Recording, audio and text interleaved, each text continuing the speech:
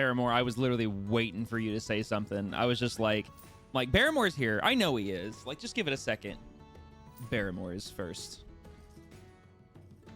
Good evening, everybody. Give me a second here. We'll go ahead and... my camera's probably going to look terrible. Put me all dark. Oh, no, wait. I actually have light, and my hair is not going chaotic like, like last night.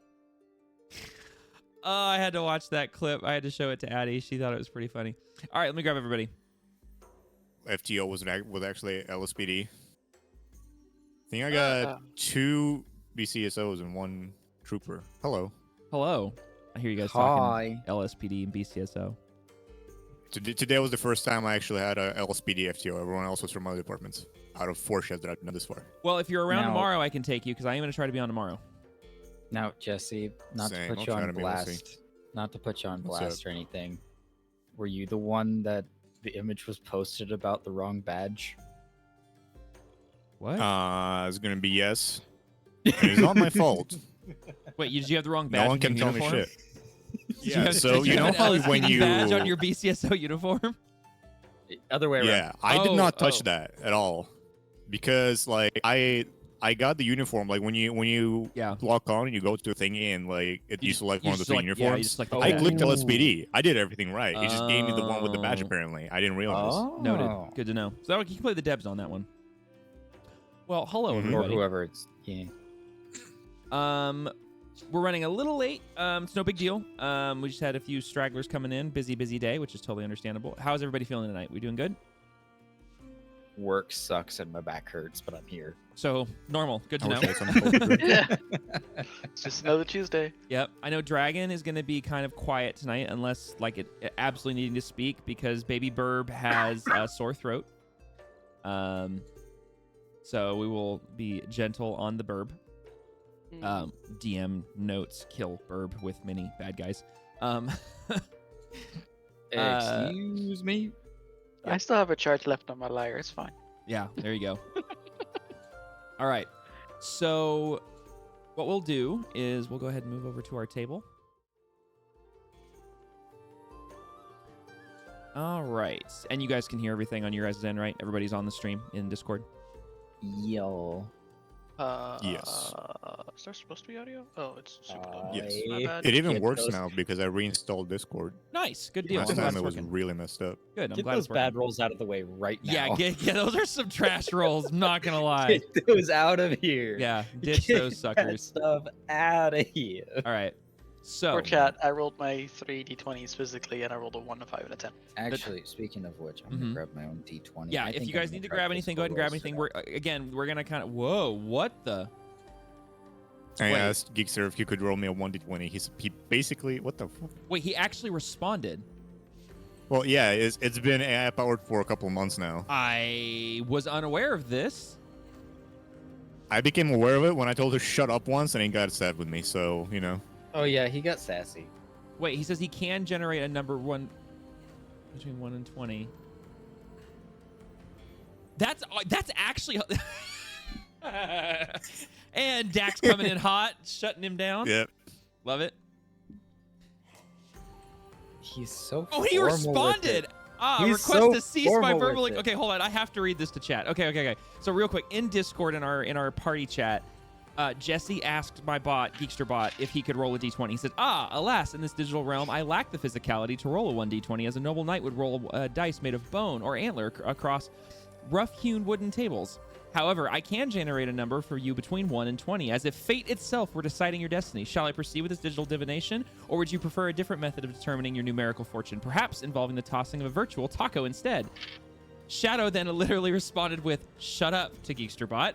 And Geekster says, a request to cease my verbal expressions, a command to silence my vocal circuits, a directive to halt my linguistic functions. Alas, I must inform you that I am not programmed. I am programmed to respond to inquiries engaging discourse. Now, how may I assist you on this fine day? Perhaps a discussion about the noble taco, a culinary delight wrapped in corn or wheat tortilla filled with a variety of savory ingredients, a true feast for the senses.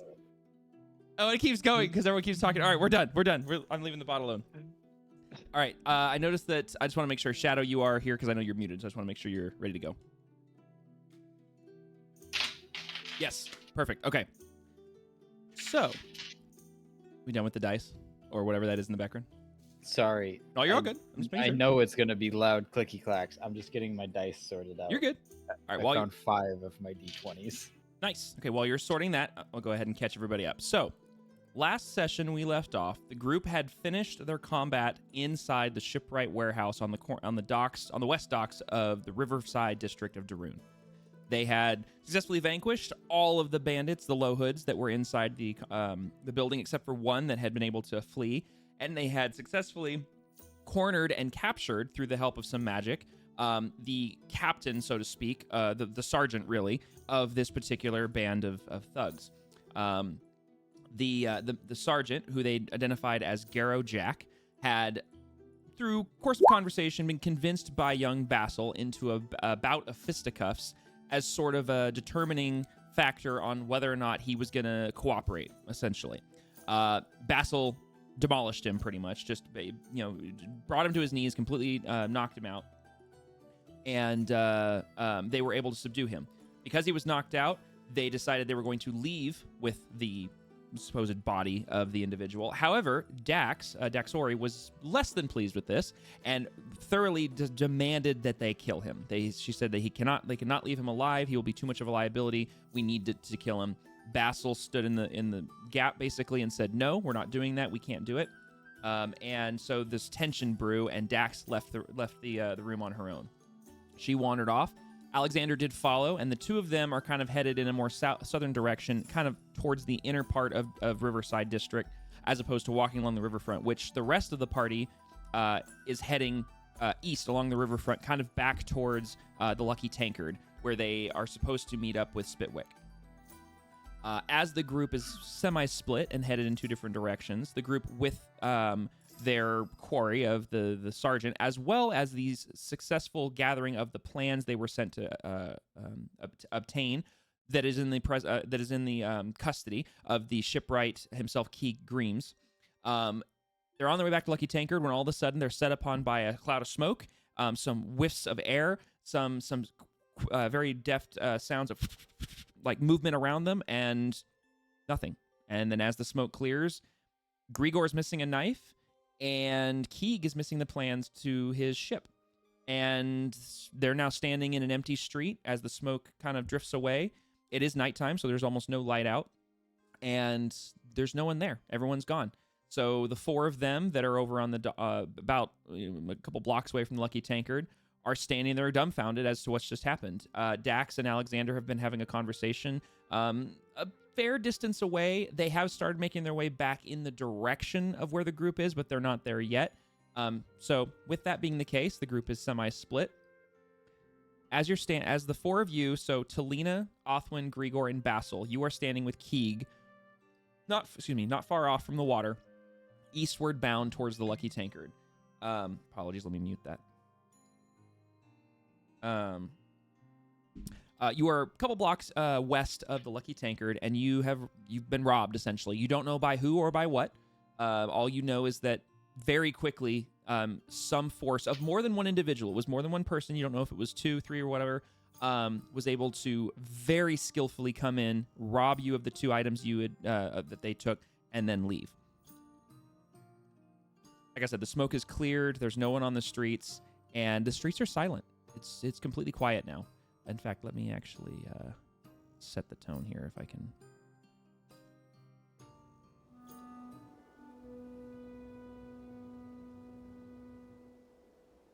There you go. Apologies, I should have had that already up and going. So, what do you guys do? Would I see any kind of device or anything on the floor that would have created the smoke? Roll me an investigation check, please. Investigation. Let's see, +1. I'm gonna roll my white die because that's been doing the least bad so far. Okay, you're gonna roll physical? Cool, just want to make sure. Yeah, 14 + 1, so 15 total. 15? Okay. So as you look down on the ground, remember it is dark, but your your drow eyes very clearly see it even in this low light. There is a small scorch mark on the ground. It's very faint. It's not like it was a heavy, almost like fire, more of some sort of combustible exploded on a certain spot.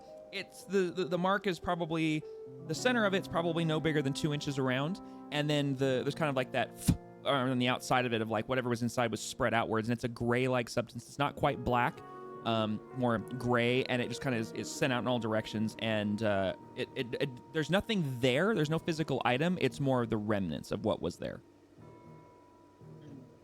I don't think I have anything to get any kind of sled or anything in, so.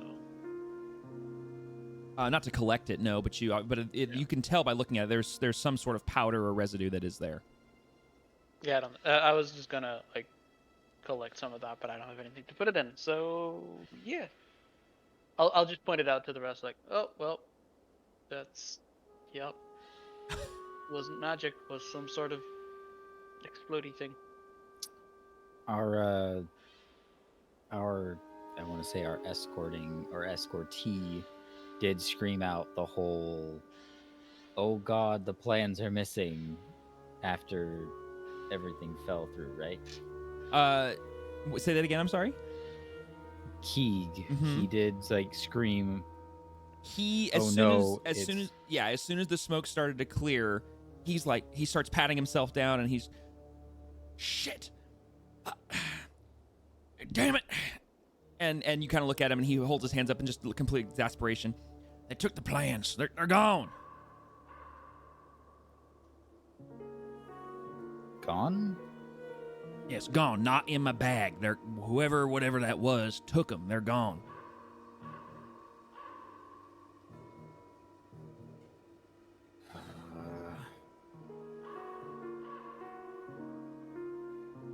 Do I see possibly any signs of tracks or other?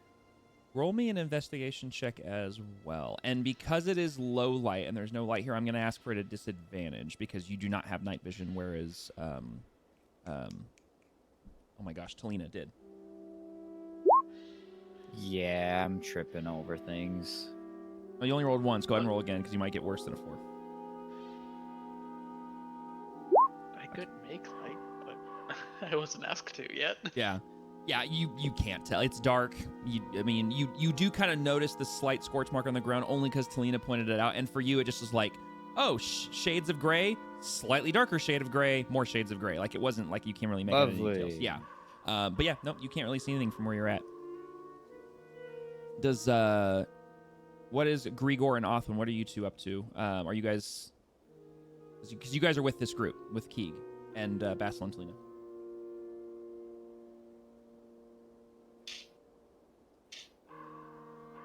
Did Talina say anything about not being able to pick up the powder?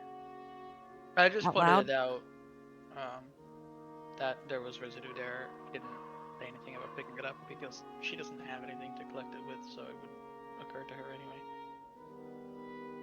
Damn. That was a Ty thought, not a Talina thought.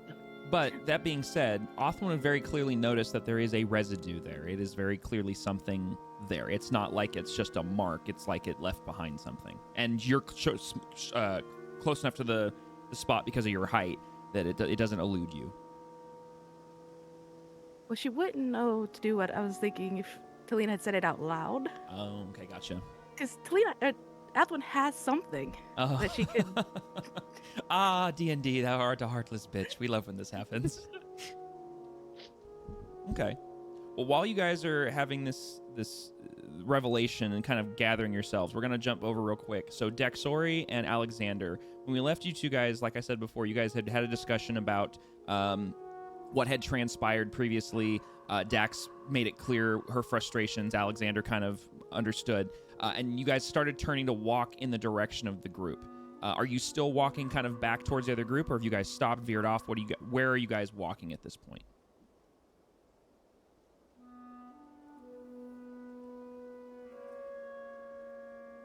Dax at this point has probably stopped walking and is leaning up against whatever she can find just to kind of collect her thoughts.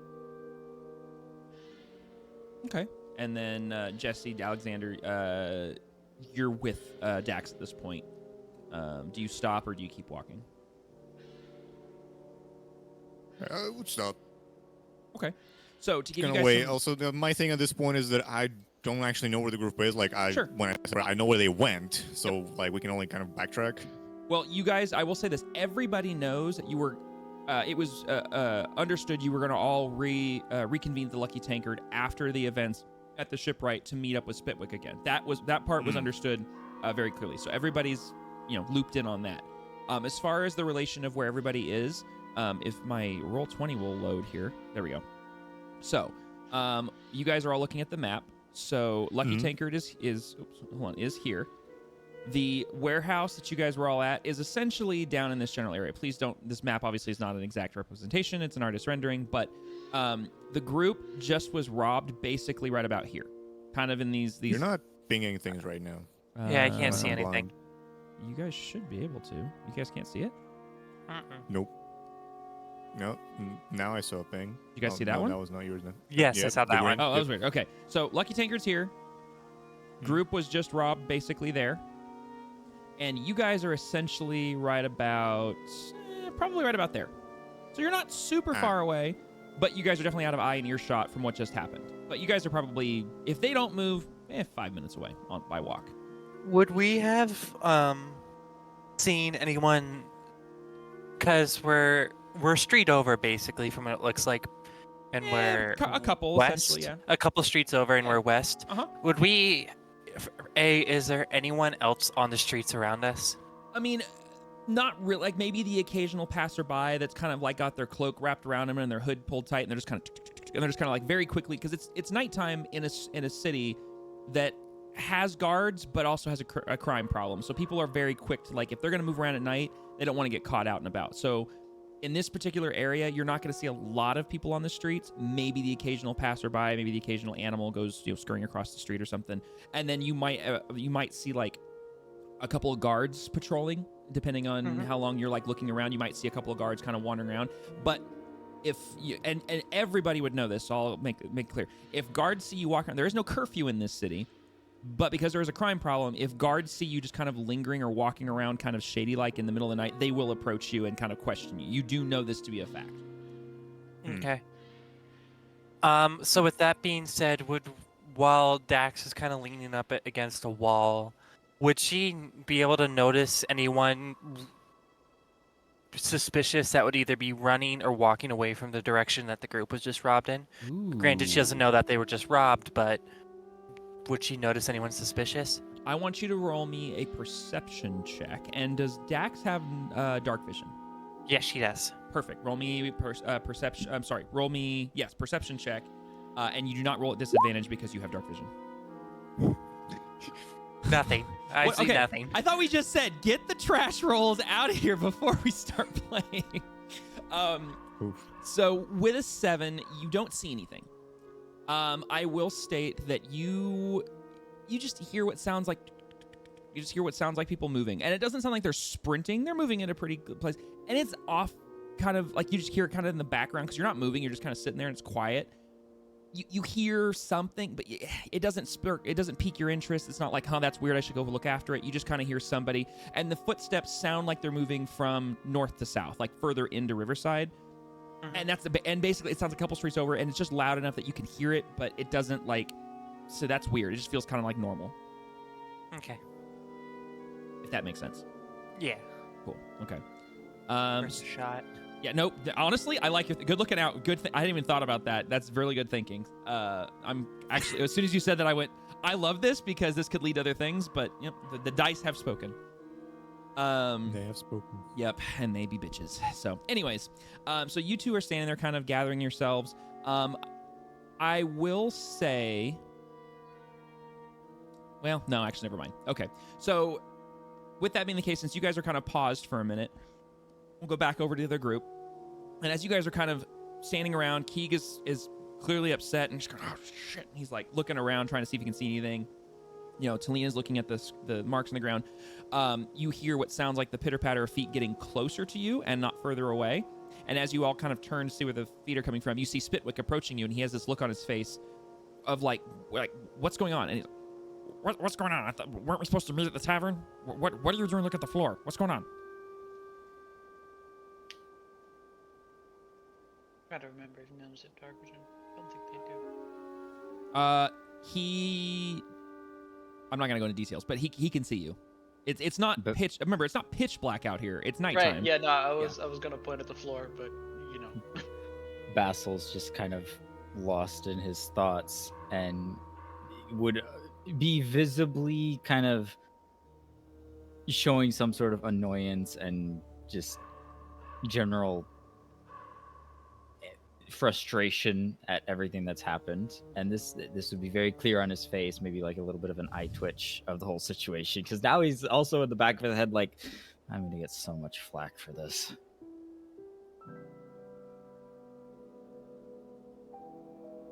So Spitwick kind of looks around, and you can tell he can see you. So it's clear that he's not a normal gnome. He can see you guys. He's looking at all the details, and he looks and goes, "What's that?" And he looks at the mark on the floor, and he kind of walks up to it, leans over, and he takes 2 fingers and rubs it through, and then holds it up, and you hear him sniff it, and then you see him like stick his tongue out and lick it. Smoke grenade. Or. I mean, Spitwick do Spitwick. It's true. And he looks up at all you, and he kind of squints. Well, it took the plans, didn't they? Without saying a word, Basil just nods slowly. I just look at Keith, who is visibly probably still like. Oh, he's fuming. He looks. Yeah, he looks very upset. All right, we need to go. Neons. Wait, where's the rest of your? Wait, what's up? There's a question from. Oh, I'm sorry. Oh, yes, I'm sorry. This did happen last session. Good question, Dragon. So all of you guys felt something tug on any loose object on your person. Grigor was the only one who had something physically stolen, but any of you guys that had a loose weapon or like bag or anything, all of you had something tugged as if somebody was trying to very quickly take one motion to try to steal it from you. And then when they couldn't, they didn't try again. They moved on. They were, and this was, lightning fast. So you would all know this and definitely felt it.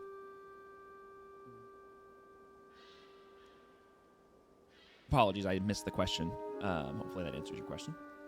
Yes, it did. Okay. So anyway, Spitwick looks around at all of you and says, all right, come on, we gotta go. Wait, where's the rest of you? You're missing 2. And he looks kind of, and he looks a mixture of confused but slightly relieved at noticing that Dax is not present. Just you wait. You're not there. Spitwick doesn't know. A disagreement, and the others split off for a bit. Interesting. Do we wait for them, or what? And he kind of looks around at all of you. We told the rendezvous at the tavern. All right, very well. We'll go to the tavern then. And he turns around without even waiting for you, and starts pitter-pattering off towards the Lucky Tankard. When he patters off, Athwin's gonna walk over to Lena, holding her stick very close to her chest.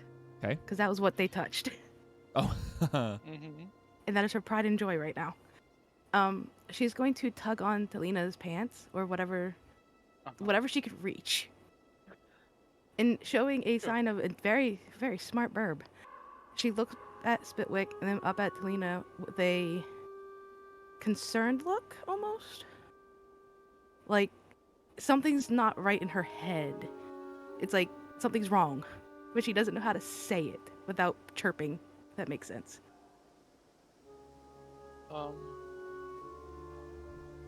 Alina would kneel to get, ears and the beak closer together so Athwin can speak softly. What's on your mind? Unless you could speak bird. Athwin doesn't really speak yet. She has random words that she'll throw out. She doesn't know how to common speak fully yet. If we had a druid, this would be a great time. But she... I almost took message, but then I didn't. Oh, damn it. I think language would have helped. Or tongues. Also, yes. There's also speak with animals. Would that work on a... As a DM, I would say for her specifically, yes, because she's more animal than humanoid, but normally you'd probably get a no. But for our purposes, I would say yes. That is the Feywild for you. Yeah, exactly. They do be some weird creatures. Facts. Athwin's going to point at, take her stick, holding it very tightly, point at Spitwick, and then at the ground where the puff of smoke was, giving Talina another concerned look. Almost like she doesn't trust Bitwick now. Ooh, spicy meatballs. Not a bad thought, little one. So, as a thing, real quick, I know last session that one of you, I don't remember who, rolled for perception of some kind as to details of the thieves. Somebody said, does it feel large, small? And I remember, I don't remember who rolled for this. Does anyone remember who rolled for this? I can't recall. Okay, I will just say I know one of you did, so I will give you this information. You know that it was Melon. I think it was Melon. I think it was Basil. I feel like it was Basil. I can't recall the. Yeah, I remember somebody was asking if they thought it was a small or a large creature, if it was an animal, humanoid, and I said basically to the effect of you can hear that it is more than one set of feet, and it sounds like humanoid, like weight, like the feet don't sound small, they don't sound like it feels like the stride is very much like a humanoid stride. Like all of the sound that you heard was very clearly like someone did this, and it was more than one someone essentially. So Othwin may not be able to determine this, which is fine, but it's a pretty good guess that it's not Spitwick's like size, weight, all that. Like it wouldn't match up. Like because you know what he sounds like when he walks, and it was nothing like that when these things robbed you. So I'll leave that for you guys how you want to RP, but you guys would have had that information because somebody rolled for that last session. Fair. Yeah. So he wouldn't have done it, but he could have requested it be done. Because what the vibe that Talina might be getting from the circumstances. I'd lower my hand palm up for Athwin to step up if she wants to ride on the shoulder or in the bag or anything. She's going to step up and hop into the bag and shield her stick. Don't break any of the glass in there. So do you guys follow Spitwick off to the Lucky Tankard, or do you guys stay put? Basil would have gotten his bag slung up again over his shoulder and started after him. Okay. Which also, Basil's oddly quiet right now. Like more silent than usual. Because internally he's eating chicken nuggies. That too. I'm sorry, I had but to. also he's very frustrated. Okay. And not liking how things have turned out. God damn it, Jesse. Sorry. Caught red-handed. No, you're good. Okay. So, yeah. So, okay. And what about, do the rest of you follow in similar moods as well? Yes, Gregor would be following along. Okay. Yeah, and like I said, Grigor, you 100% would be missing your single blade, and you would know it, but your other blade is still intact. I'm sorry, and I interrupted Talina. Go ahead. Taking up the rear. Okay.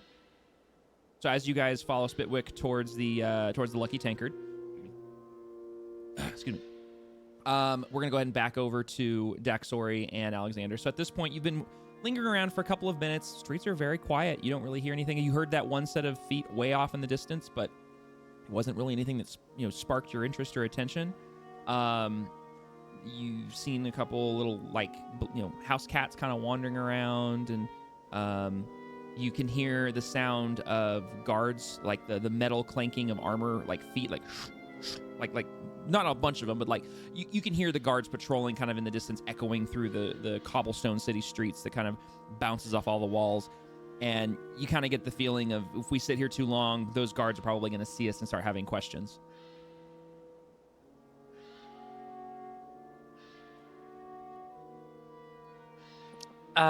Dax is going to go ahead and start slowly walking towards the Lucky Tankard, but she's not in any hurry, so she's kind of taking her sweet time, hands in her pocket, just slowly walking, just taking some time for herself. So, question, would Dax take what she perceives as the most direct route, or would she take kind of more of a wandering scenic route? More of a wandering scenic route. Okay. So, Alexander, are you following Dax, or are you going to kind of blaze your own trail here? I would say he's sticking close. Okay. Okay. Not separating stranger danger, all that. I was gonna say we're gonna split the party again, and we're gonna be really doubling down on some blackjack here. But okay, so as you guys are taking kind of more of the scenic route, I want you since Dax is leading this, Shadow, do me a favor, roll me a d20. Just roll me a straight d20 and tell me what you get.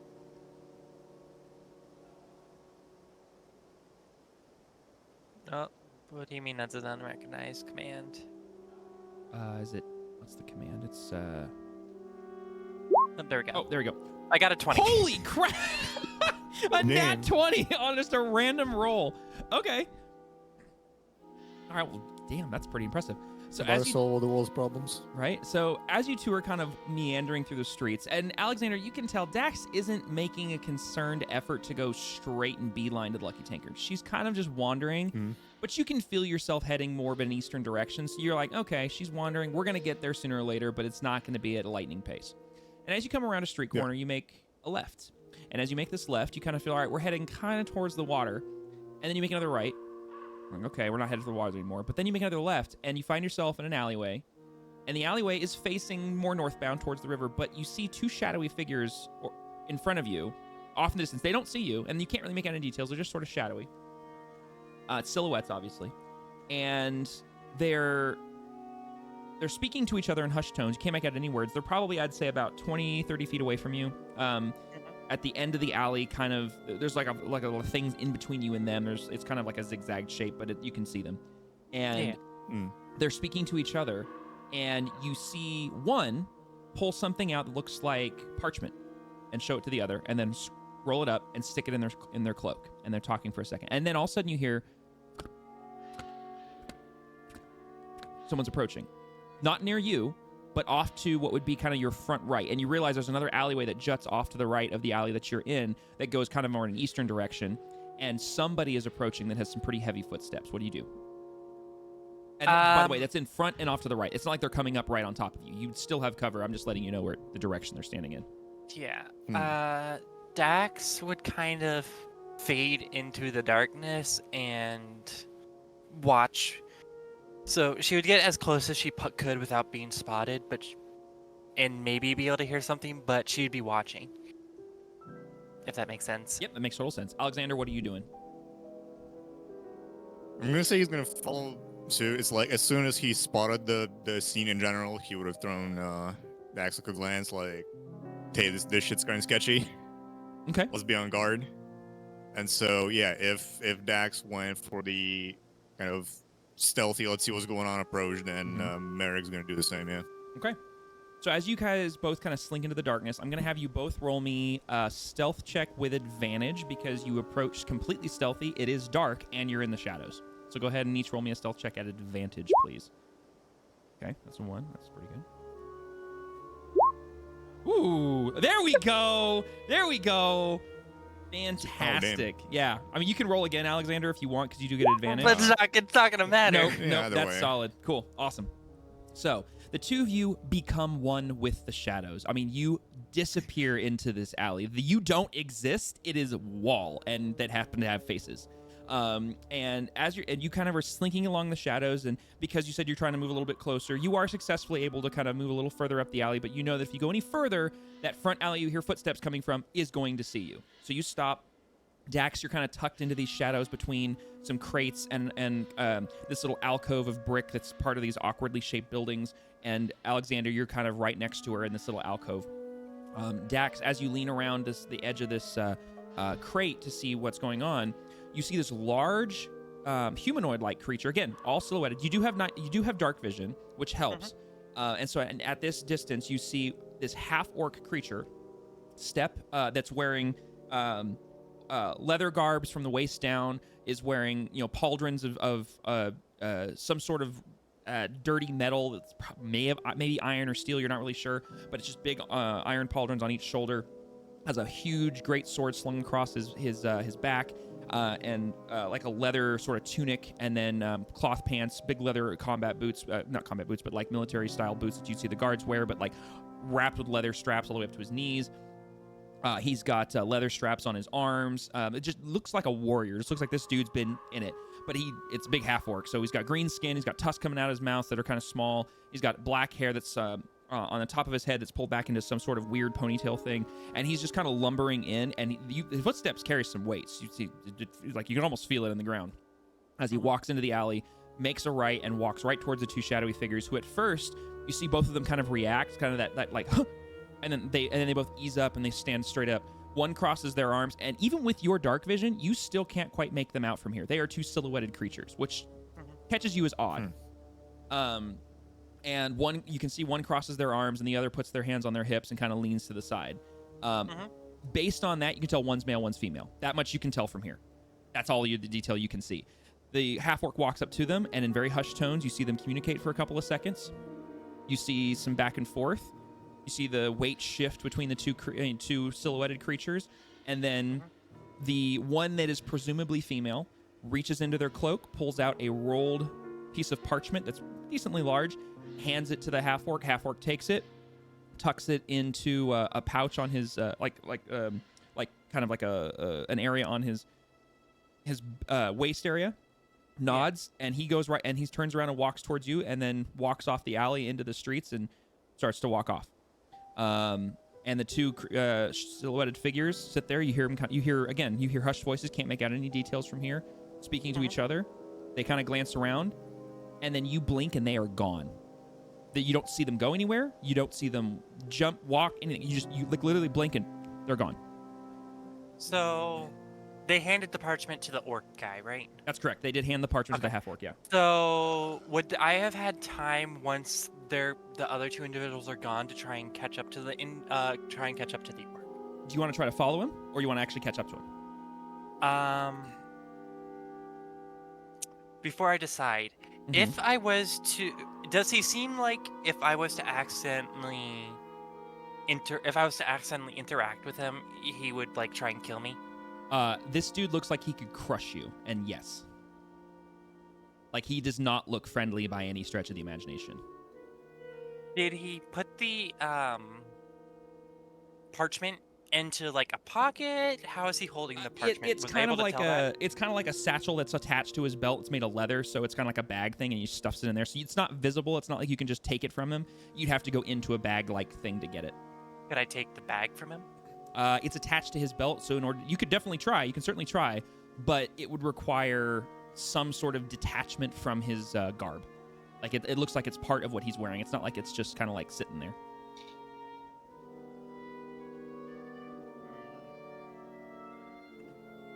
And as you're watching him kind of, we'll back up a little bit since you're thinking about this. As he's kind of walking towards you and you're thinking about what your options are in Dax's mind, and he starts to round the corner, you then start to hear a cacophony of noises. Not loud, like jarring noises, but like in the silence of the night, it goes from like dead silence and like whispers of them to like, it sounds like a lot of things going on. And you can hear, and it's coming from the alley that the half-orc originally came from.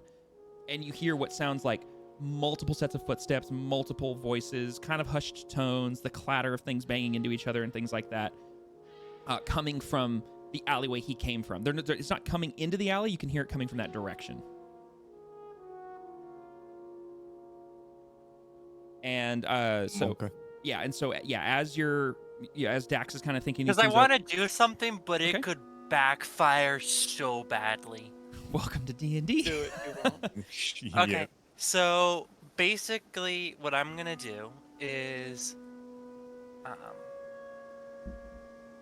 Dax is gonna go ahead and follow him, follow the orc out into the alleyway, and you said he goes into the street? Yeah, so basically he kind of walks towards you, hits that corner, rounds the corner, and then walks out, and he's walking towards the street. So you have plenty of, I'll say this with your stealth roll and the fact that you're still in the alley, you have plenty of shadow cover and everything to follow him through the alley. But as soon as you get to that street, you're now basically in the open. And it's not a long alley. It's a very short alley. So basically, by the time you catch up to him, he is probably going to be in the street. Yeah, which is fine. Okay. Oh, boy.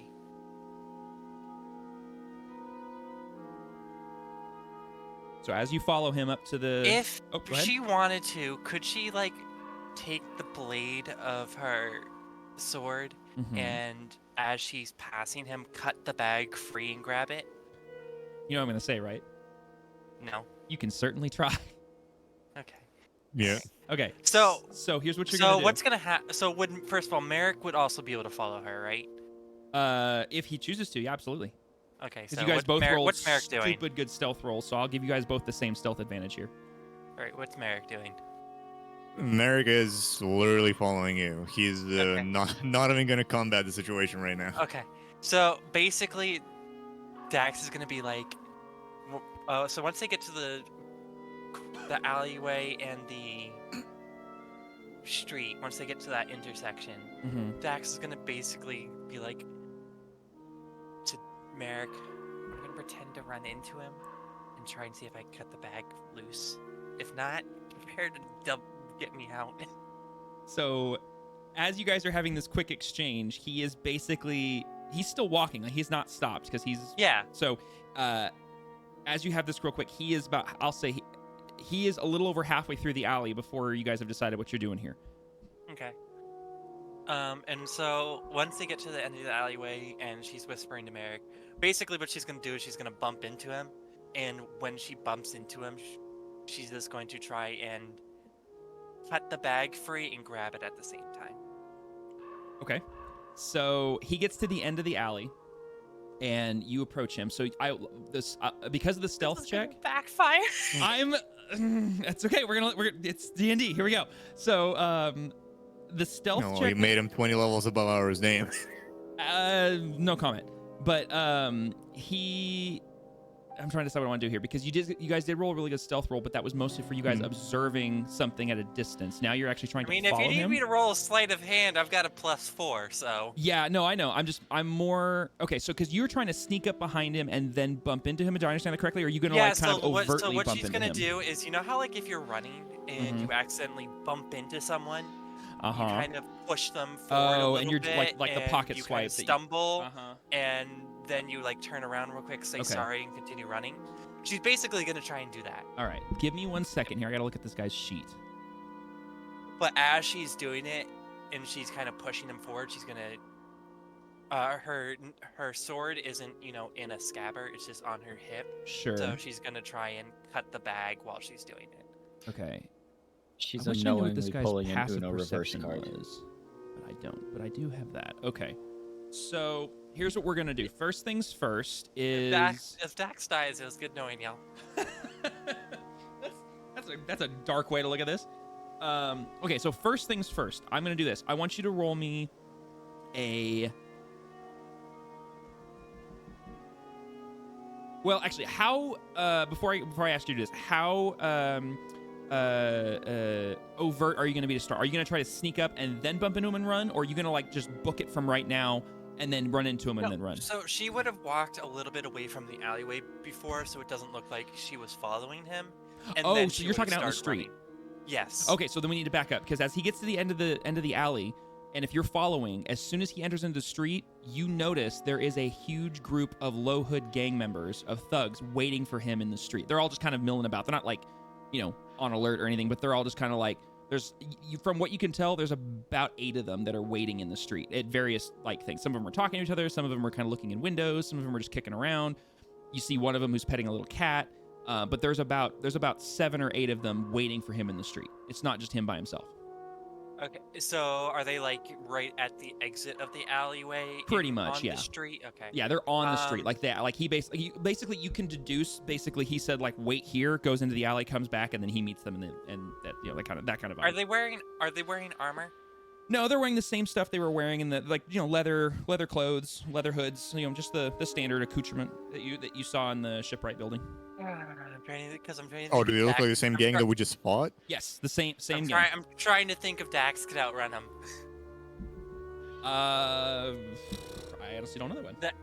Because Dax isn't wearing like anything heavy in terms of armor. Mm-hmm. So I'm just trying to figure out if they have like heavy leather clothing or heavy armor on that might slow them down. No, it's the same. So basically, when you get to the edge of this alleyway and you're kind of like, okay, I'm gonna do this thing, and then you go, oh, wait a minute, there's a whole bunch of people here, and you kind of stop for a second. You recognize, first off, this is another group of low hoods, the exact same group you just fought inside the shipwright building. They all dress the same as far as the other guys. They're all just wearing light clothing, no armor, no heavy weapons. I mean, they've got short swords and bow and arrows and crossbows, same stuff you saw them with in the other building. But there's no like heavy. Now, the only person wearing heavy stuff is the half orc that you're following. He's wearing those big metal pauldrons on his shoulders. He's got a large great sword slung across his back. Like, he looks like he's got heavy stuff on.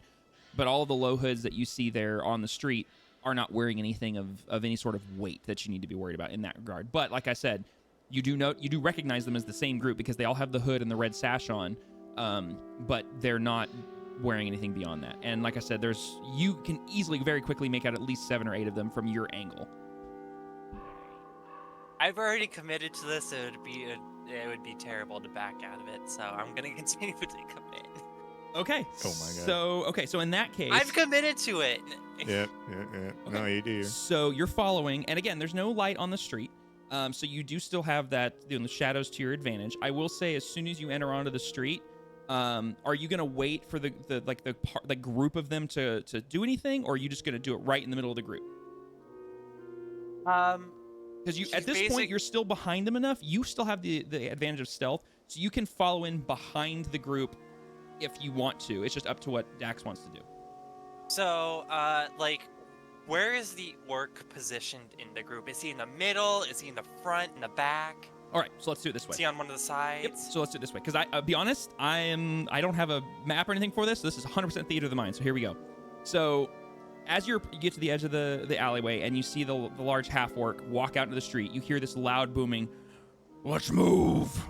And he just moves his arm in like a big kind of sweeping motion out around his hip, and all the low hoods stand up, look at him, nod, and they all kind of stand up and they start walking, and they kind of there's like 1 or 2 in front of him, and then the rest are kind of around and behind him. So he's kind of at the front/middle, and they're all just kind of moving as a group down the street further in to the district. So they're moving basically to the right, kind of south, further into Riverside. So he's kind of basically between him and you is about at least 4 to 5, maybe 6 low hoods.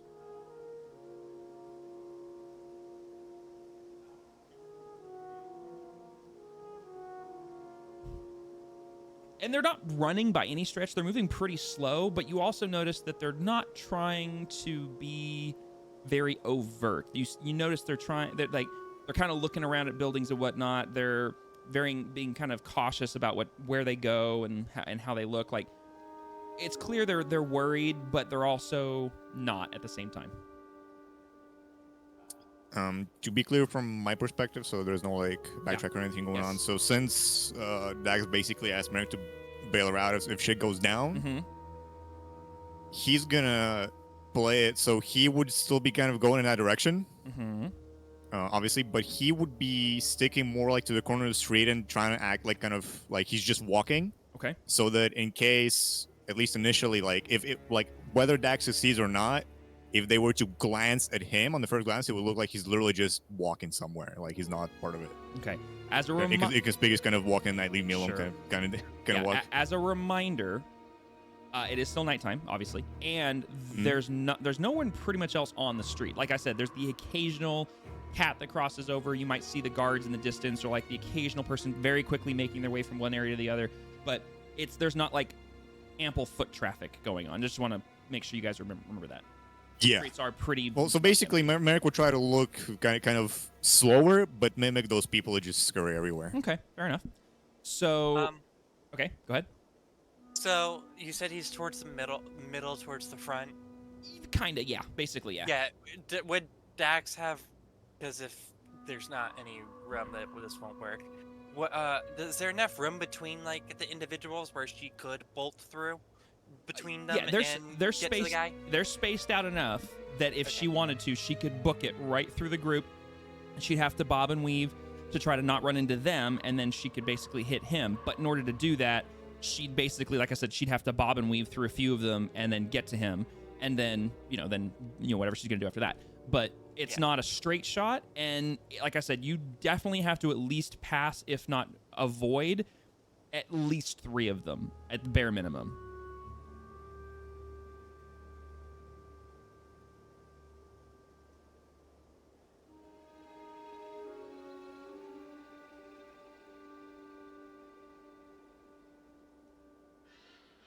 And so, like, while you guys are thinking, this group is still kind of moving very slowly south through the streets, and you can hear the clatter of all of their feet. Even though they're just wearing shoes and boots, the sound of all the feet hitting the cobblestone and the lumbering sound of the half-orcs' large weighted feet hitting the cobblestone kind of makes this hushed cacophony of sound kind of float through the streets as it still moves south kind of at a slow pace. And if you guys are still following, you guys are also following. So to give you guys a reference, so let's say, for example, that you guys are on this street here. You guys are still moving in a southward direction. So you guys are basically moving, if I can find my little thing here. We'll just do this. You guys are essentially moving like this way, if that makes sense. Mm. Yeah. But again, they're not moving very fast. But they are moving. Do you guys continue to follow them? What do you guys do?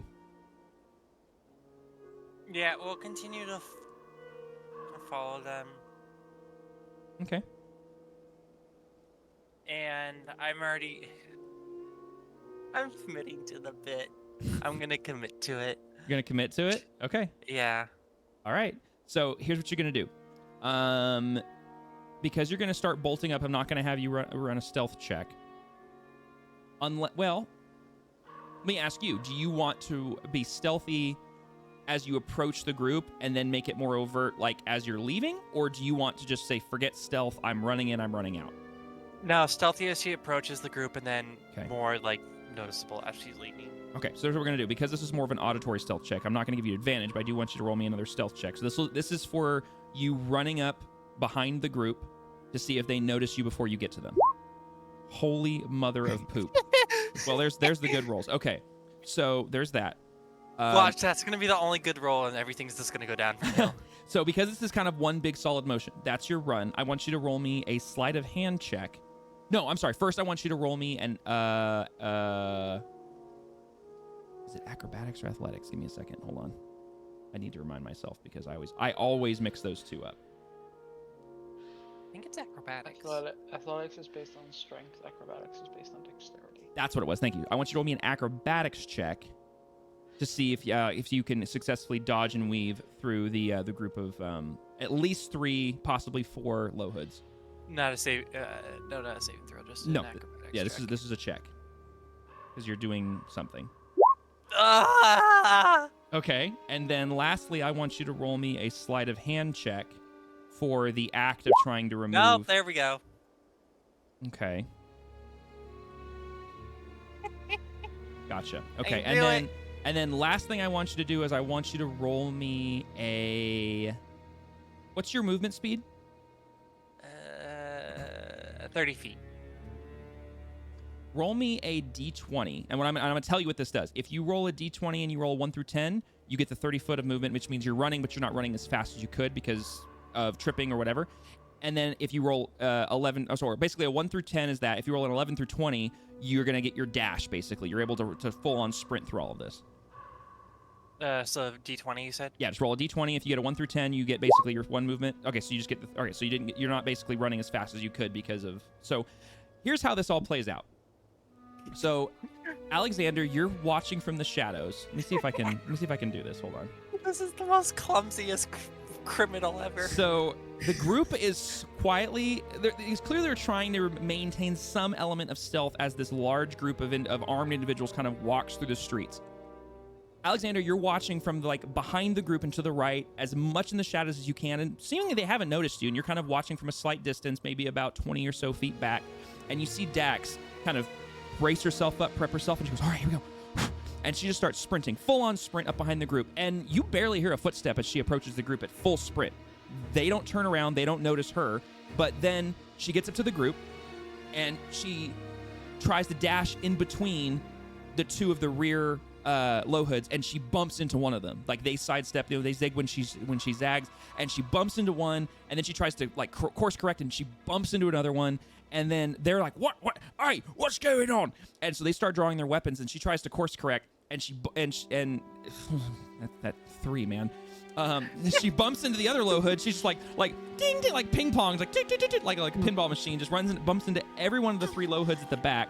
And she's stumbling back, and she tries to correct herself. And she's, no, I got this. And she turns around. And she tries to bolt towards the large half orc, who at this point is turning around because he hears this calamity of noise behind him. Oh my God. Turns around, and he sees this tiefling with bright red hair rushing towards him. He's like, what the? And she runs up, and she swipes out with her dagger in this very fluid motion at the direction of where the leather pouchet was. And the dagger catches the belt and cuts loose something, and you see this small coin purse blop to the ground, and it's the wrong thing. And oh crap! But again, she's committed to this one fluid motion, so she cuts it and swipes it with her left hand as it falls, and she just starts sprinting. But you notice she's not sprinting full speed. She's running, but it's because of all the pinging and ponging off of the other low hoods, she doesn't have that full stride, and she cuts off down an alley to the right, and you lose sight of her, and all of the low hoods at once turn, and you see the half orc, and all the low hoods start running after her. And so at this point, what we're going to do is I need you two to roll me an initiative. Just for turn order here. Actually, let me get this up. Oh, hold on. I got to clear this. Revolve turns, clear list, clear. Okay. So I got to remember how to add. How do I add people if they are... Oh, if they don't have a token? Yeah. You don't. Transfer added. That's a neat part. You don't. Okay. I'll see if I can add you guys manually. Hold on. Yeah. All right, we're going to do this. Oh yeah, you could have them as customs, I guess. Yeah, that's what I'm doing.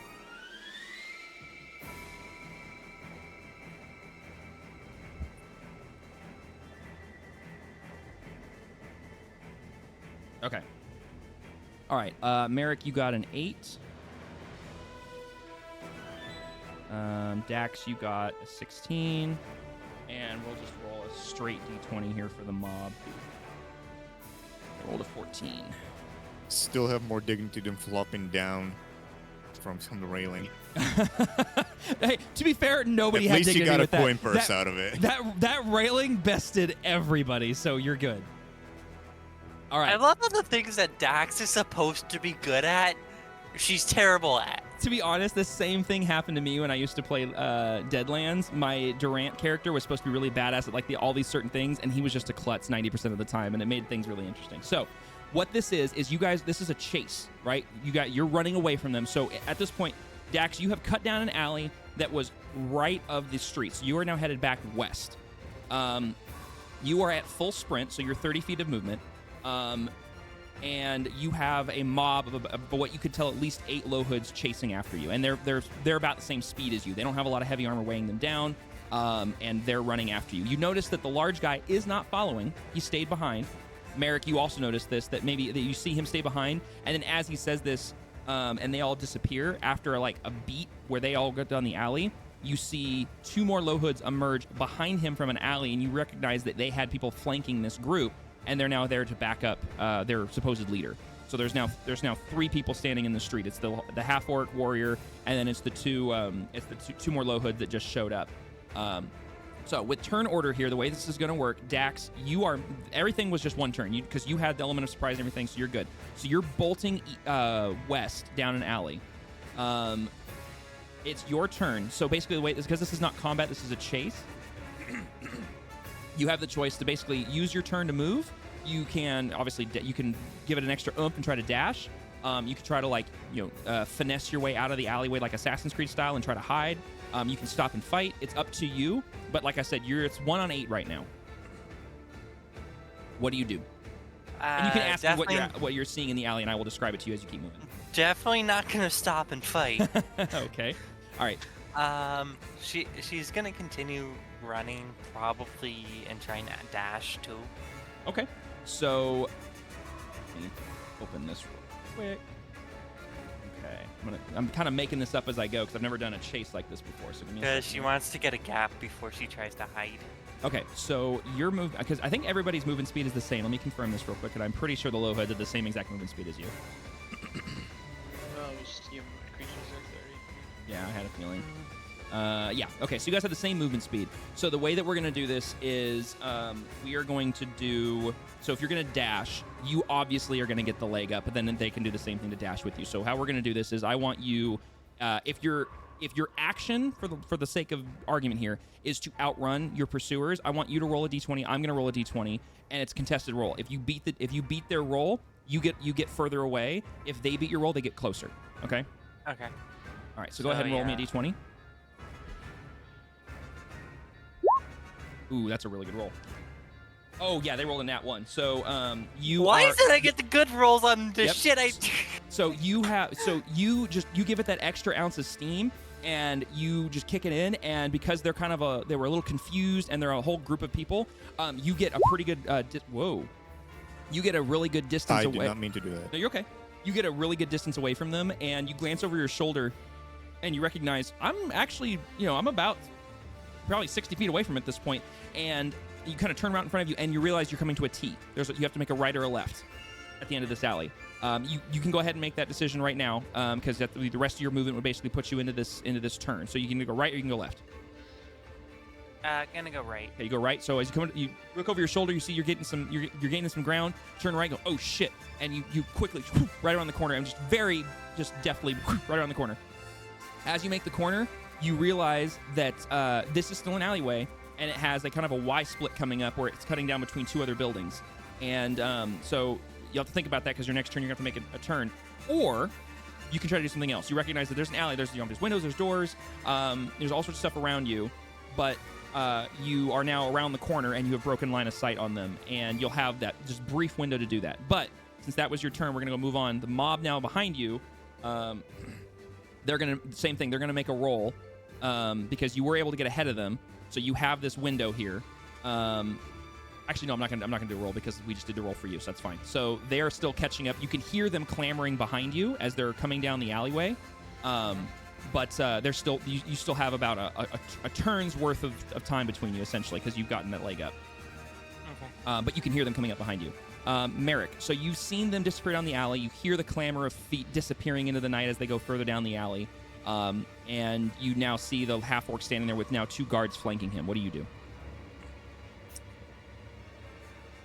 How close are the guards to him, and how far away are they from me? Everybody from you is about 20, 25 feet, and they are basically standing on about... they're within a radius of 10 feet of him. They're pretty close. They're basically flanking their leader. They're making sure he's okay. And since it's now initiative, I can't do 2 in 1. What do you mean? I mean, I can only... Since the initiative has been done, I can only do 1 thing per turn, So, the initiative is more for keeping track of how we're flowing through this. Don't be too hung up on that. So tell me what you want to do, and I'll let you know if you can do it. Apparently kill myself because that's what we're doing. But,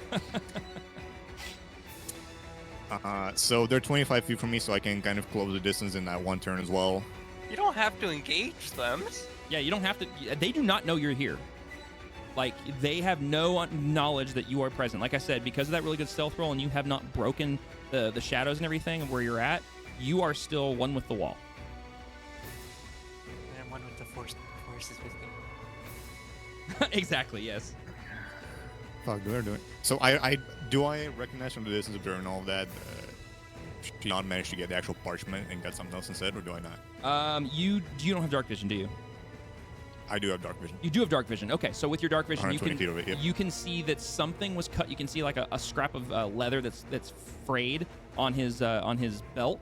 But I don't think you would have seen when the exchange was happening. I know that Dax was kind of peeking and looking. Were you peeking and looking as well, or were you just there to back her up? Yeah. No, he was, because he was looking behind me as well. Then the pouch that you saw him put it in is still on his belt.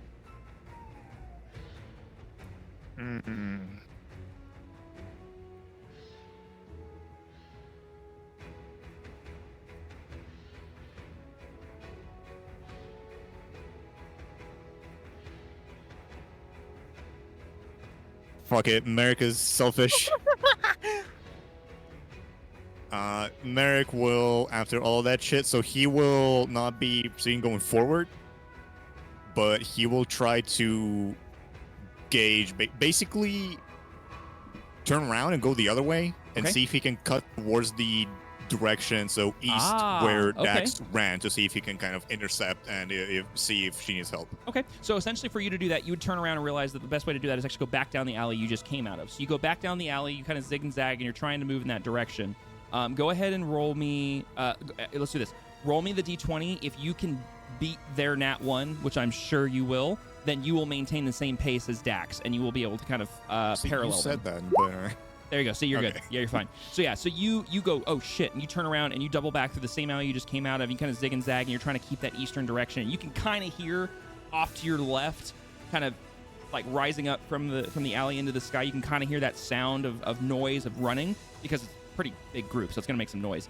And you're trying to keep that on your left, but you're able to kind of keep, for lack of a better term, if the crow could see you, you're keeping pace with the group paralleling, but you don't know that. Okay. So now we're back to Dax. All right, so Dax, you just rounded the corner. You've got this Y split in front of you. You're now headed basically north again, because you were going east. I'm sorry, you were going west. You made a right. You're now headed north again. You have this Y split in front of you. Do you want to take one of those, or do you want to look for another way out? You have broken line of sight on the group behind you for the temporary time being. What's in the alleyway? Like, is there anything that Dax can hide behind, hide in, or jump on to get, like, onto the roofs to hide? Roll me a very quick perception check.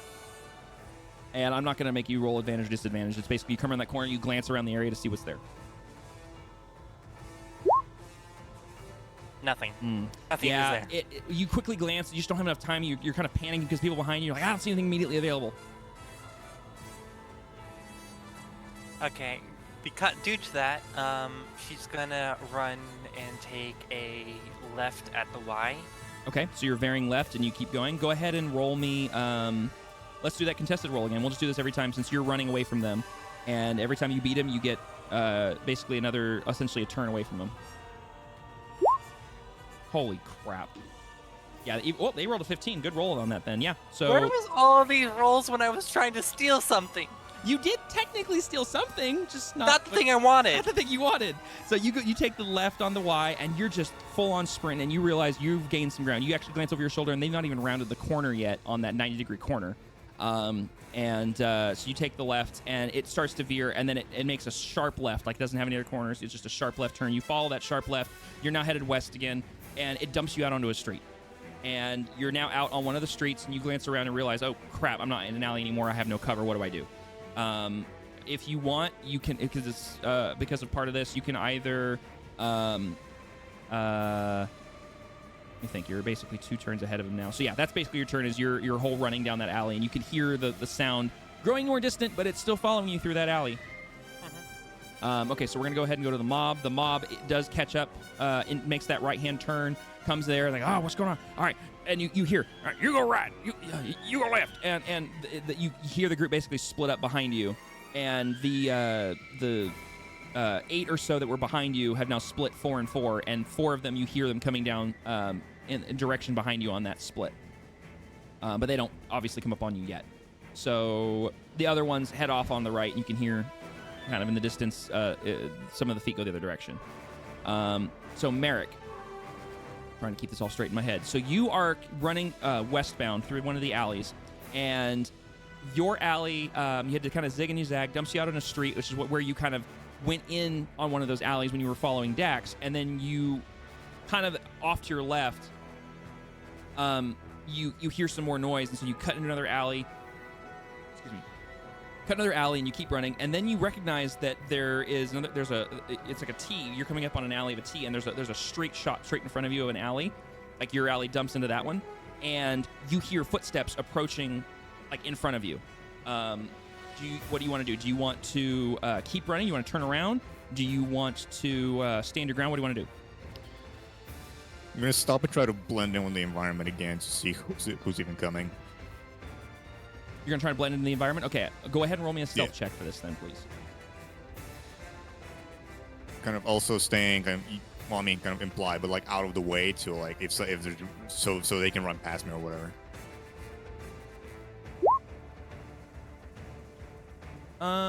Okay. Trying to think. Okay, yeah, fair enough.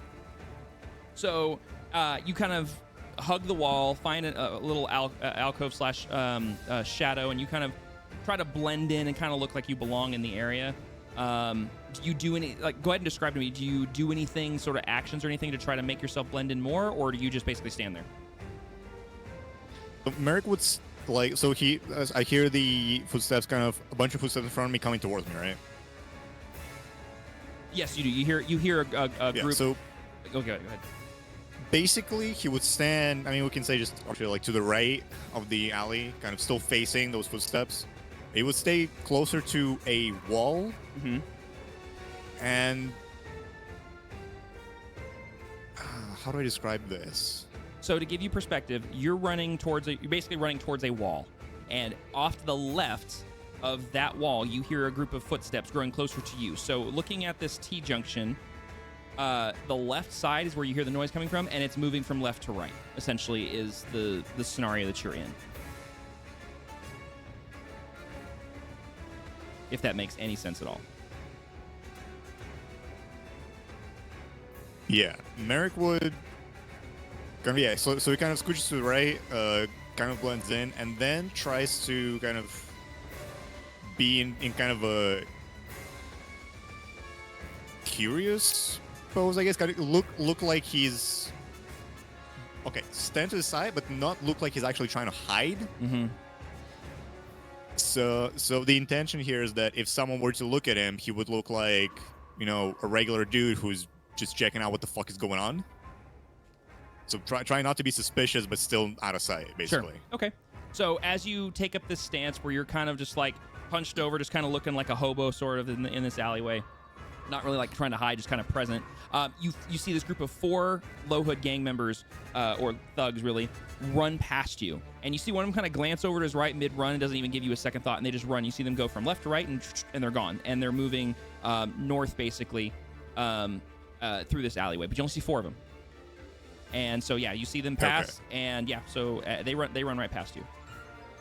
Now we're back to Dax. Dax, you're standing on the street. You've just dumped out of this alley. You're facing westbound. You know there's some men approaching behind you. You can assume 4 because they split, because you heard that down the alleyway. And you're standing on the street.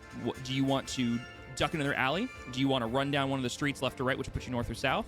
Do you want to try to hide, evade? What do you want to do? And remember, think Assassin's Creed. I'm totally down to play that game.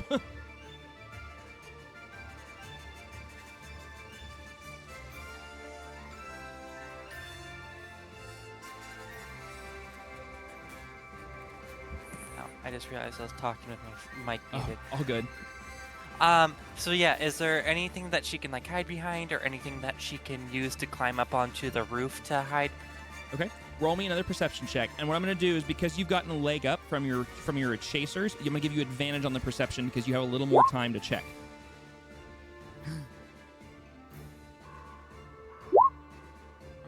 Those are both decent rolls. Okay. So as you're standing on the street and you're kind of trying to catch your breath and you're trying to slow your heart rate, you recognize you're on a street. There's some shop fronts around you. There are, let's see. Okay, so you're standing on the street. The alley is behind you. I'm literally doing this with my eyes closed, trying to picture all this in my head.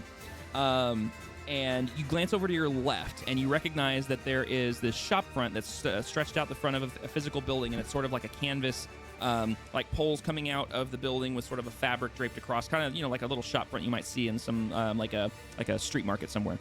Mm-hmm. And obviously it's unmanned and it's all kind of closed up, but it's still there. And you see that the poles look pretty strong, that they could support your weight. And you recognize that with some clever acrobatics, you might be able to swing yourself up, your body weight up by one pole, and land on some crates that are next to it, and then from there, you might be able to vault up on a few things and get on top of that particular building if you wanted to try. You're kind of, your brain kind of sees the path, and you're like, oh shoot, I can do that. I want to try, but I can also see Dax just falling flat on her butt. It's up to you. I will say with that roll, you see that one path. You also see that there is a across the street, which is the street's about, I'd say 20 feet wide. Well, yeah, I'd say about 20 feet wide. Maybe, yeah, about 20 or so feet wide, say 20, 25. You recognize that there is a stone wall that goes between two buildings, and the wall is about 8 feet high, but there's some crates that are stacked up alongside of it. So you could try to kind of jump on some of the crates and then kind of vault yourself over the top, but you don't know what's behind the wall, and you don't know if there's a way out. You just know that there is a wall over there that's not another building. It's not a doorway, and then obviously you do see another alley that's kind of off to your front right that would continue sending you west. And you notice that the angle of the alley might leave you visible if your chasers come out behind you, and they might see you duck into the alley. But you're kind of guessing all this in a very split second. So those are your three options essentially. Of course, you have other options. You could just basically turn and run down one of the streets either direction. But like those are the more like strategic options you see at a quick glance.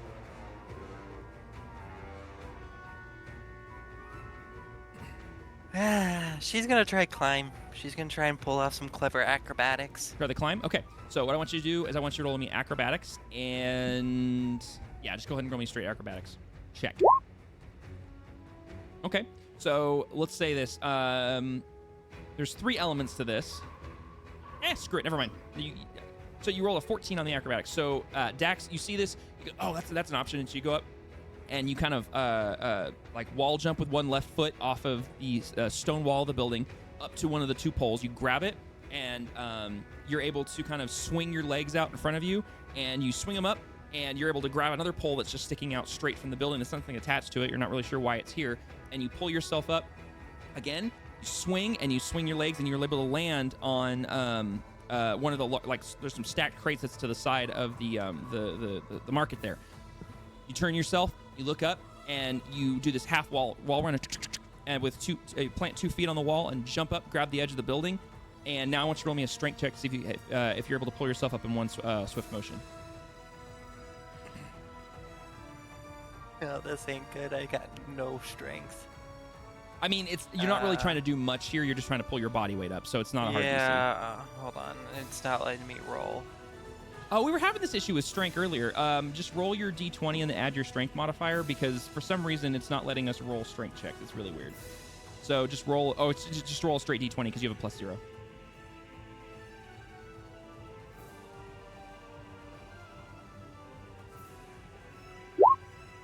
Wow. Oh man. Okay. So yeah, you go to pull yourself up, and it's like you're really having to struggle, and you can feel your feet kind of slipping beneath you. You don't fall, but you're not able to pull yourself up in one swift motion. So you're kind of still kind of struggling to pull yourself up. And it's at this moment that you can hear the mob coming down the corridor. Luckily, because you're just kicking in the high gear, you have a little bit of time, and they're not to the edge of the building yet. You can still hear them running down the alleyway, but you hear them getting closer, and you're just trying with all your might to pull yourself up. Okay. We're going to zap back over to Merrick. Merrick, you've just seen this group run past in front of you to the right, and they're headed north down the alley. What do you do? Do you want to follow them? Do you want to cut to the left and go from where they came from? Do you want to turn around? What do you want to do? Shit. Those being the only thing. So.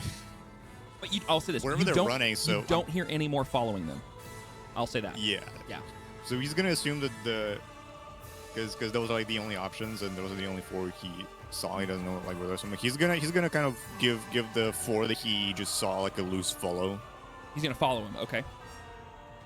So yeah. So you get up, and you kind of carefully go to the edge of the alley, seeing them run, and then you give it a beat, and then you follow behind him. I need you to roll me a stealth check on this one, and I'll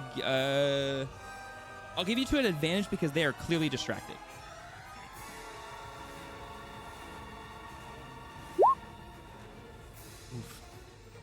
Damn. Oh, geez. Okay. So you're following behind, and as you're following behind them, you're giving them. They're not full on sprinting. They're just kind of more at a jog because they're like looking around, and the alleyway dumps them out on another street, and they all kind of spill out into the street. You see them kind of kind of fan out, and they're all kind of looking different directions. And as you kind of follow up behind him, you missed a crate, and you bump into it, and it makes a and it kind of wobbles back and forth. And you go, oh crap! And you duck over behind the crate, and at that point, one of the low hoods that was closest to the alley turns around and hears the crate, and looks back in your direction and pulls his sword out. And he's not walking towards you, but he did pull his sword out and looking in your direction. I'm giving you the hiding there, but you're not. I'll say this: you're not the most well hidden. You can try to really hide if you want to like finish your quote unquote turn here, or if you want to run back, you can, or like you basically have a little bit more options. But what do you want to do?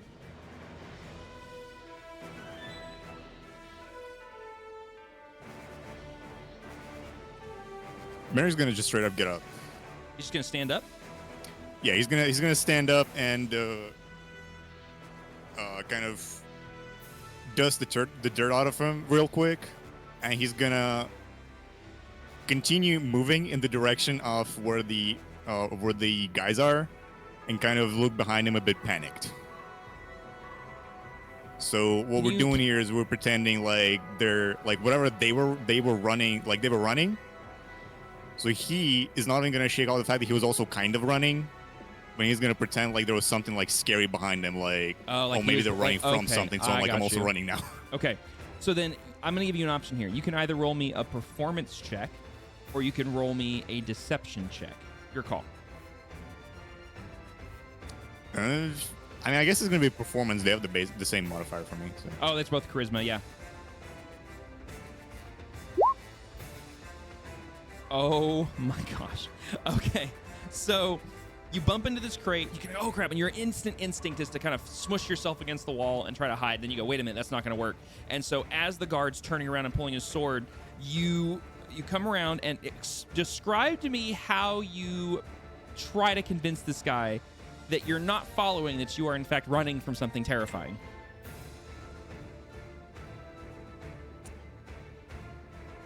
Ah, fuck. This description skill me. So yeah, bump into shit. Let's see. I'm just gonna track myself a bit. So bump into shit. And I kind of get out of it, and then he's gonna basically non-threateningly kind of, not sure if run up to them necessarily, but kind of running towards them. Ah, fuck. How do I play this? You got this. You're a role player. I believe in you. How do you role play your way out of this scenario, my good man? I role play the people that chase others, not someone who just is freaking. All right, so basically, you played a crim. You tried to talk your way out of stuff before. Come on. And I failed. That's why I'm a cop. Okay. Anyway. Yeah, basically, kind of running as he notices there's a guy with a sword already drawn, and he realizes it's gonna be kind of dumb coming out of him because he does have weapons on him, and I think they're visible kind of off the belt. He has daggers. I don't know if he has anything else. Your guy or him? But yeah, me. Like Merrick has weapons? like okay, weapons gotcha, on him. Yeah. Also, just for the sake of clarity, this is just something that'll really help me out. If you guys, when you guys are referring to yourselves, instead of saying, oh, my character, he, just say I, because I'm going to know you're talking about Merrick. If you're talking he, I'm going to assume you're talking about the bad guys. Just for, okay. Yeah, it's just something that would really help me out. I'm going to try to keep that in mind. Yeah, it's good force to have it. But anyways, continue.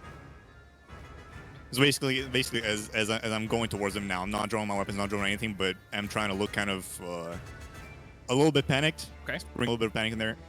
Oh, you're armed. Good thing. What is going on? Is something dangerous happening? So yeah, you have this panicked look, and you're like, oh my gosh, oh, you're armed. What's going on?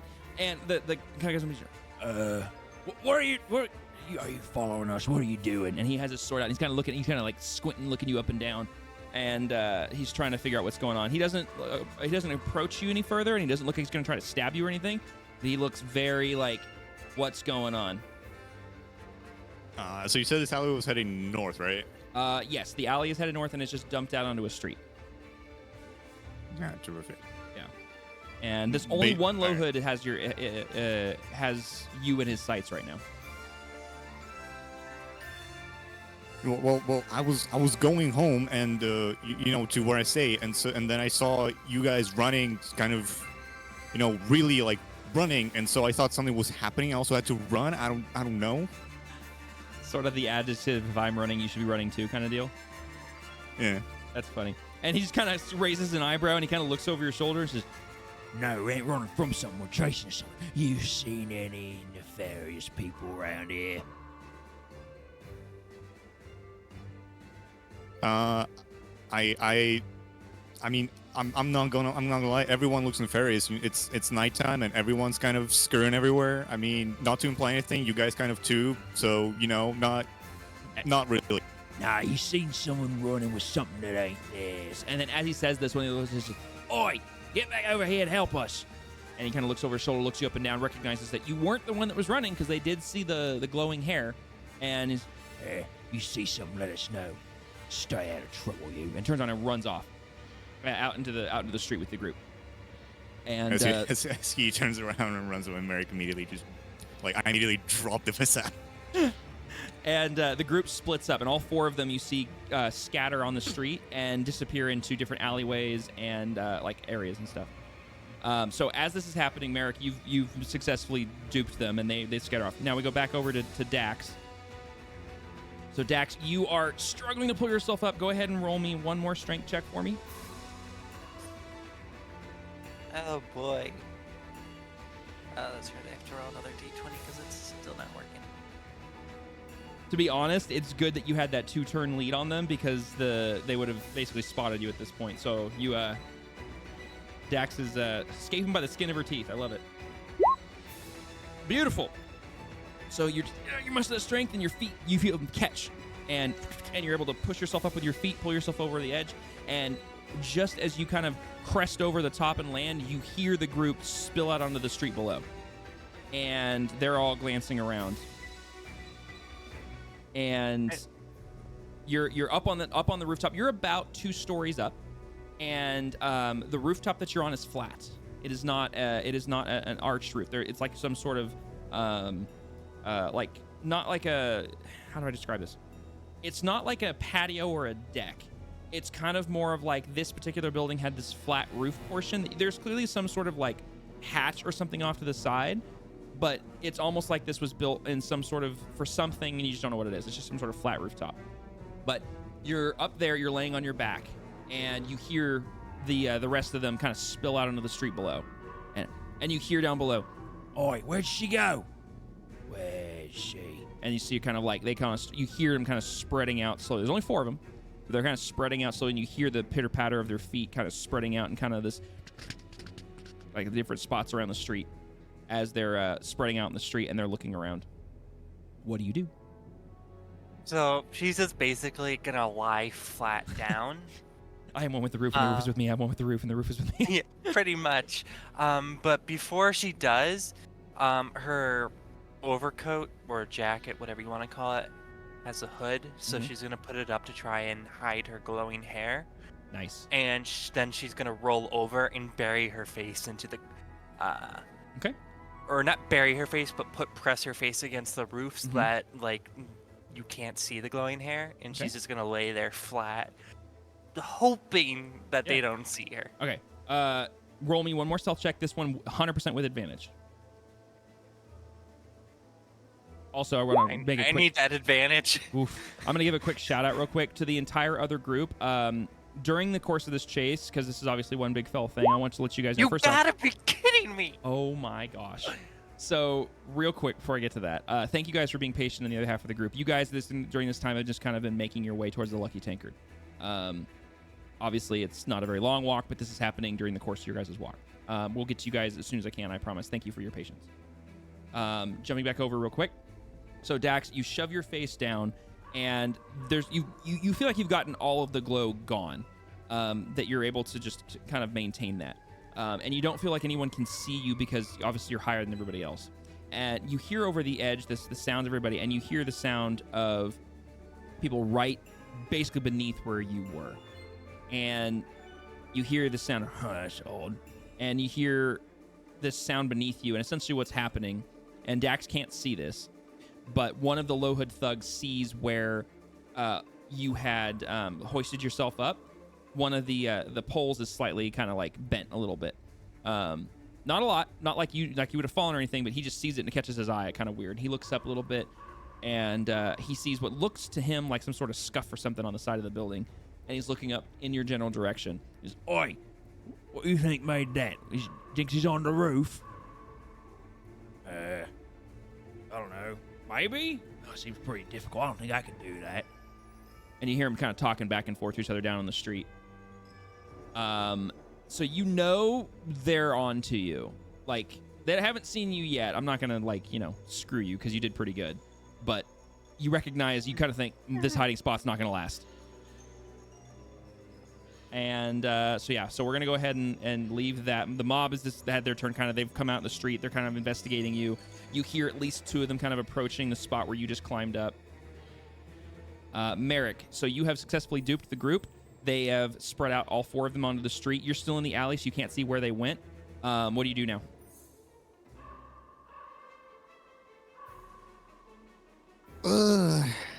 Gonna continue going that direction. Well, like forward towards the alley, not back where I came from. Okay, so you're gonna actually go out of the alley, out towards the street. Yeah. Okay. And I mean, kind of the problem here that I realize is that I've just followed the group that clearly has no idea where she is.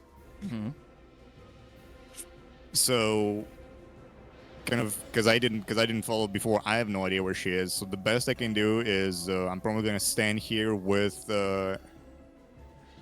my perception roll, I would assume, and try to gauge which kind of way, if I can hear like more shit going on than any other. Roll me a perception, sir. I'm not gonna give you an advantage though, because your listening is gonna be tainted by the group. Yep. Okay. Yeah. I mean, you can hear other sounds, but it's not nothing that where you can go, oh yeah, I gotta go that way.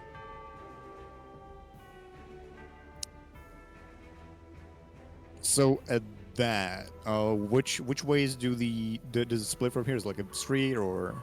Okay. Which ways can I go? The alleyway that you're in was a straight shot at that Y split. It dumps you out on the street. So you are facing north. So the street goes left and right, which would be east-west.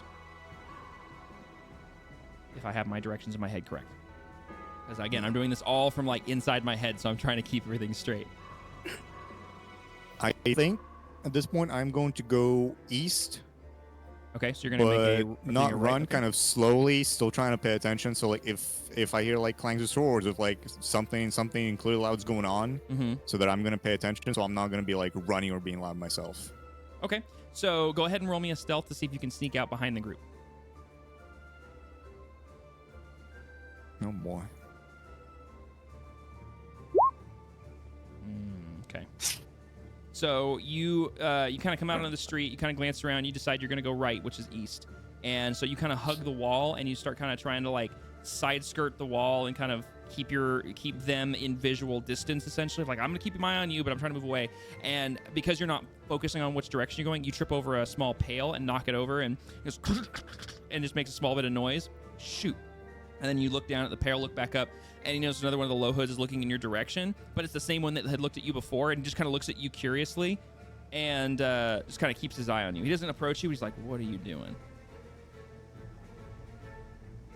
Yeah, I'm just kind of... I don't know if you want me to roll another persuasion, kind of playing off of what already happened. I'm going to just kind of give him that small kind of smile, kind of wave at him and just point kind of in his direction, but past him as if hey, this is the way that I have to go, actually. Gotcha. Go ahead and roll me a deception. Oh boy, okay.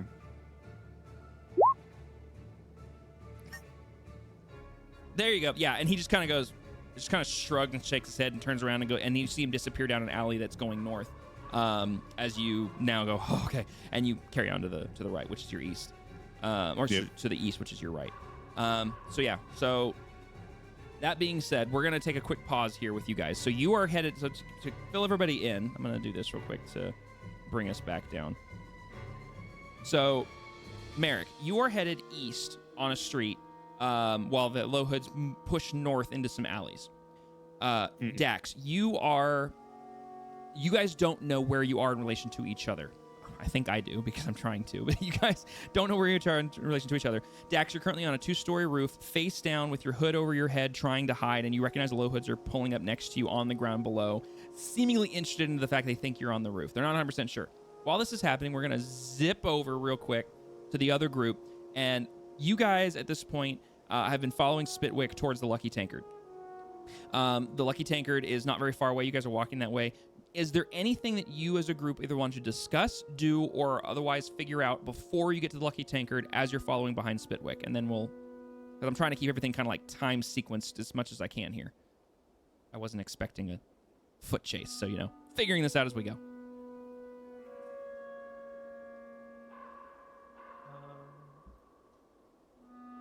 I've got nothing except for Basil being extra quiet.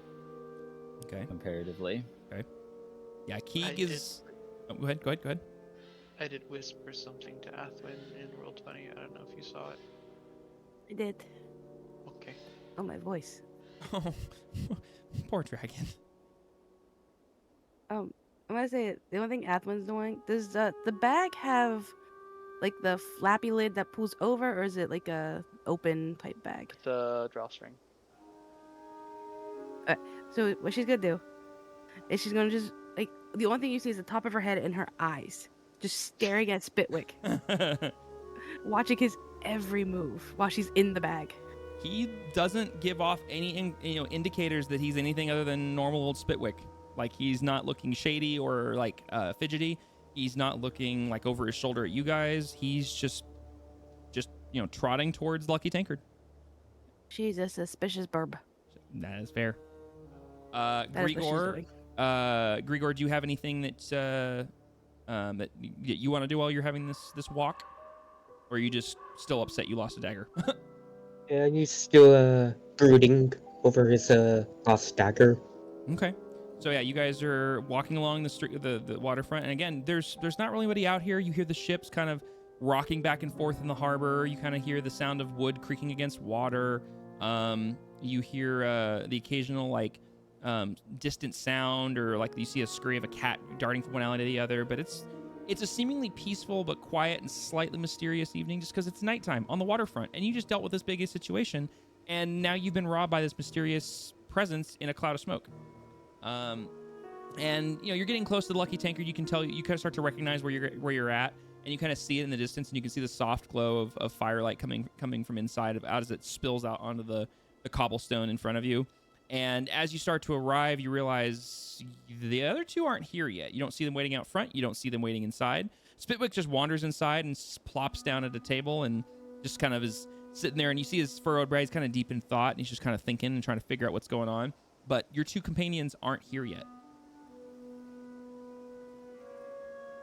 What do you want to do? We took a relatively direct path, right? Yeah, you guys walked straight east along the riverfront to the Lucky Tankard. You didn't veer off anywhere.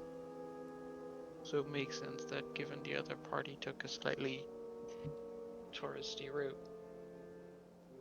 Yes. That they wouldn't be there first, so I wouldn't be too worried. Okay. Yeah, Basil wouldn't be worried at all. If anything, he's just going to set his belongings down next to him in one of the at one of the tables and just get over what just happened. Okay. And rest for this time period. Okay. So yeah, you guys coming into the tavern kind of take up some seats either with Spitwick or nearby.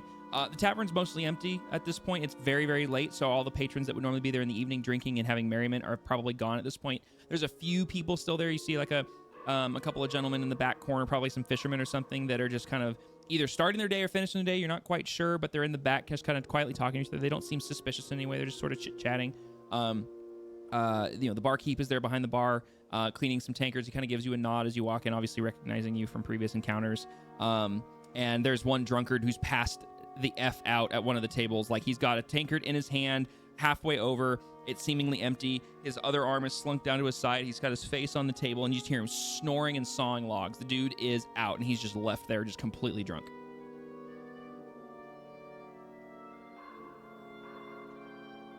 Okay, so as you guys kind of take up posting here, and you're not seemingly worried or anything, I assume Grigor isn't worried as well? He's not worried. Okay.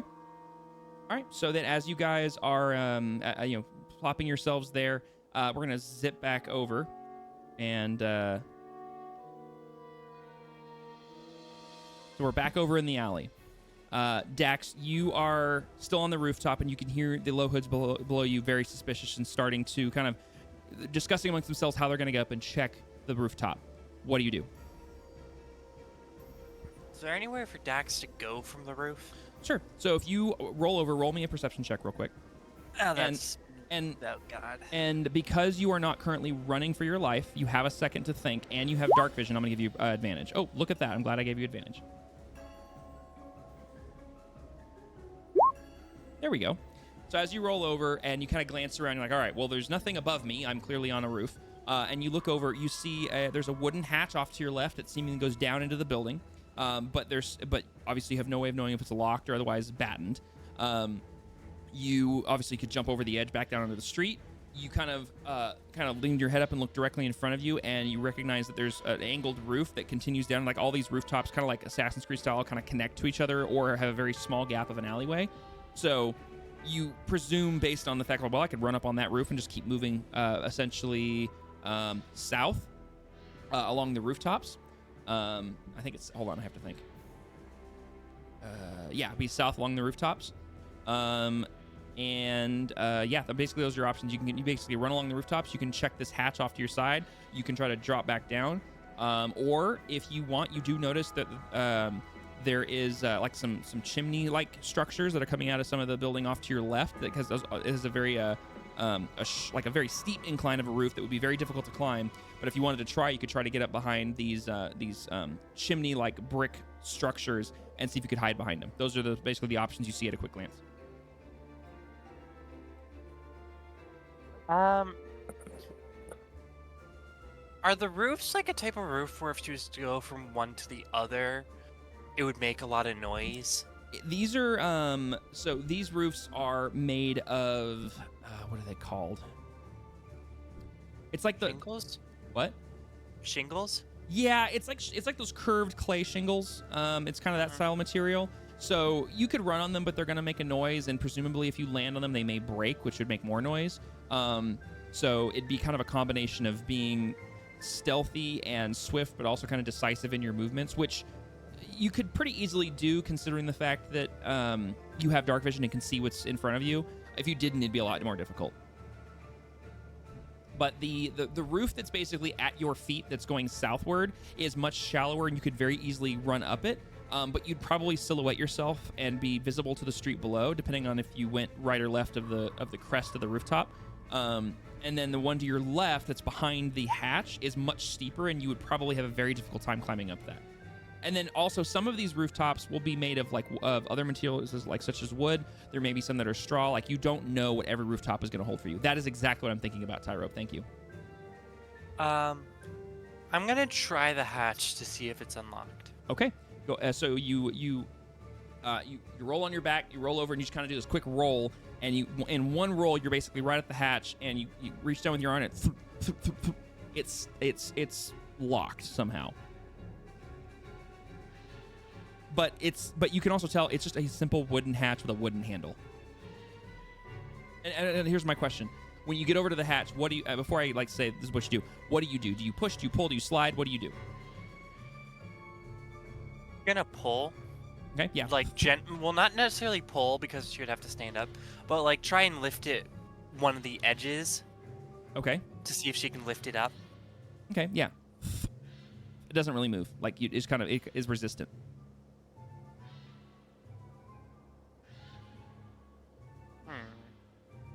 There's no lock on like the outside that she could pick, right?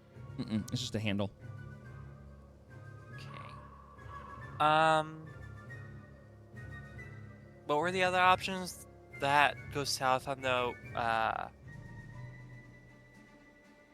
roofs, and what was the other one? Yeah, so you can get up and try to run on the rooftops that basically go south, that will parallel the street below, or you can attempt to try to scale the very steep roof next to you, which would basically require hands and feet to try to claw your way up this pretty steep rooftop and try to get behind some chimneys to try to hide. Obviously, again, the higher you get, the more visible you can be to the street below, depending on where you're going. And then obviously you could jump back down into the street. And the hatch that's in front of you is basically, you're laying on the ground. The hatch is big enough, size-wise, is as big as a person needs to get through. And then the steep roof is basically behind it, which is basically in front of you. And then at where your feet are is where the rooftop starts to go south. And the platform that you're laying on is about, 10 feet by 10 feet. It's not massive. I think the best bet is going to be to try and head south on the roof. Okay. All right. So you give up the hatch, and you get up and start running towards the southern rooftops. Go ahead and roll me a. Well, let me ask: are you going to try to just full-on sprint and get away, or are you going to try to sneak up onto the roof and head away? Because at this point, they haven't seen you. They just you're on a clock. Sneak up onto the roof and try to get away. So in that case, roll me. Doesn't want to make a whole lot of noise. Yep. So go ahead and roll me a stealth check, por favor. Okay. The dice don't like me tonight. They are all over the map. Okay. So as Dax gets up and starts running towards the like silently running towards the rooftop, you're not familiar with this particular material as far as roofs are concerned. So as soon as you step on it, you recognize it makes a crack sound, and you recognize, okay, this material is not what I thought it was, and I need to be extra careful walking on it. And that crack sound echoes out away from you, and you hear, "Oi, what was that?" And you see some of the low hoods on the street, or you hear some of the low hoods on the street kind of like clamor around, and they start looking up and whatnot. And they don't see you yet, but it's very clear they know something's up there. Something's up there. We gotta get up there now. Find a ladder. And you see a few of them trying to scurry around trying to find things. And they're like, "Oh, I got some boxes," and they start stacking. You can hear the sound of boxes being stacked in the street below as you start to scurry along the rooftops.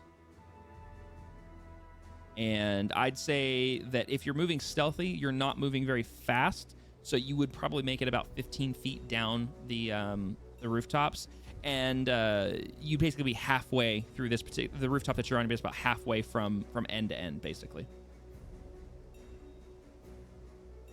Okay, is this one also flat or is it curved? No, this one is. If you see the image that Tyrope put in the chat, that's the kind of roof that you're on, and that's about the angle of the roof. It's not. This one's not very steep, so it has an angle to it, but it's not super steep.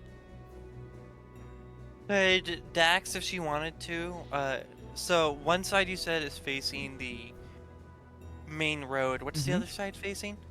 So as you get up there and look to your left, there is a courtyard that basically is an empty courtyard that is in between a bunch of buildings that make up the center courtyard, and it's a pretty large courtyard. I'd say it's probably 40 foot wide by 30 foot, 20 foot, 25 foot long. It's kind of a rectangular shape.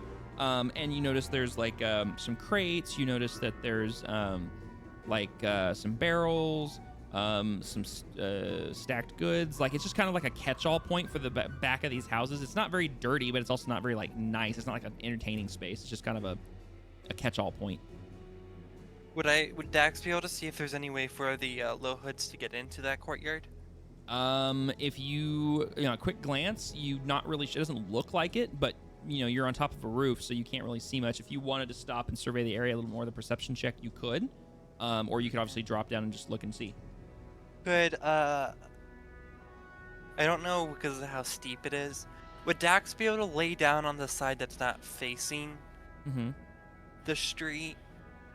Yeah, she can do that. And be able to try and hide, or would she still be facing the other house she's coming from? So essentially, if you can picture this, the angled rooftop is headed away from the flat rooftop you were just on. It's not much higher than where you just were. If she laid down on the angle that was away from the street, she would not be visible to the street below where she came from. However, anyone that gets on the flat rooftop where you just were, if they looked in your direction, they would 100% see you. But you're about 15 feet away, so you're not like right there. She's just gonna continue still then. Okay, so she continues along the rooftop further. So while that's happening, the mob is obviously down in the street. They're stacking boxes. They're trying to figure out how to get on top because these guys aren't the brightest. They're not the most adept at climbing or anything. But they know that something's on the rooftop, and they presume that it's you. And so they're trying to climb up there, and you can hear the sounds of crates being stacked behind you and the sounds of like clamoring and stuff. And actually, let me do something real quick. Okay, never mind. So yeah, they're doing all this. The other half of the mob over where Merrick is at, they've all disappeared into the alleyways. They've all scattered out, and you do not see them anymore because it's Merrick's turn here next. Actually, Jesse, are you back?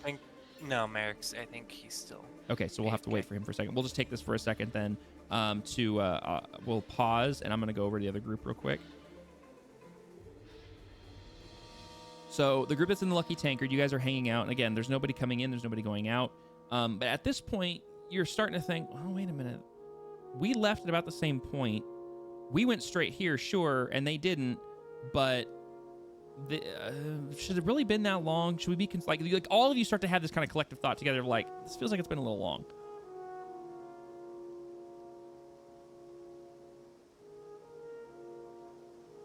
Has anyone seen the other two?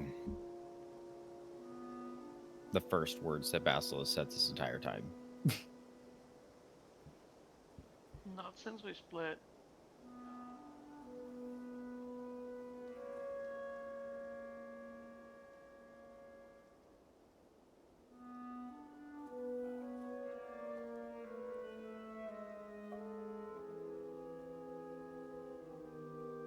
So I guess nobody else is gonna chime in there. Sorry, I didn't want to speak over anybody. So yeah, obviously you guys haven't seen anybody. You guys are still sitting there in the quiet tavern. And the barkeep, admittedly, I'm blanking on his name right now. My apologies. He walks up, and he's like, "Hey, do anyone need anything? Any drinks or food or anything? Y'all look a little bit weary." Thank you, Tyro. Anything to help patch my bruising?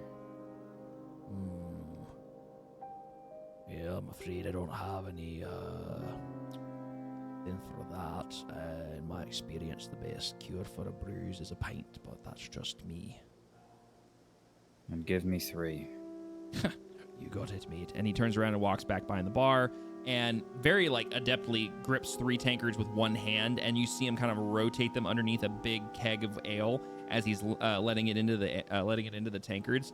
And it's just like this swift motion of gloop, gloop, gloop, and fills up all 3, holding one hand, cuts the keg, turns back, comes to you and sets in all 3. And it's that apple. Hold on, I gotta pull my thing up. I forget what it is. My gosh, so many notes.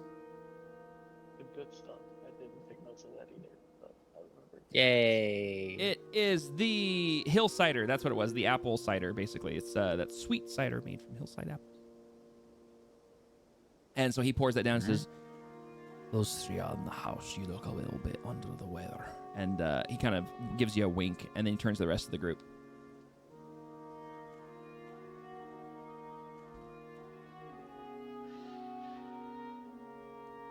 Before he turned, Bass would have grabbed one of them, raised it as a gesture, and started drinking. He gives you a nod and looks at the rest. "I'm going to take your weary silence as a no, and I'll leave you to your business." And he kind of gives you a little bit of an understanding nod and a kind of a closed eye nod, and turns around and heads back behind the bar.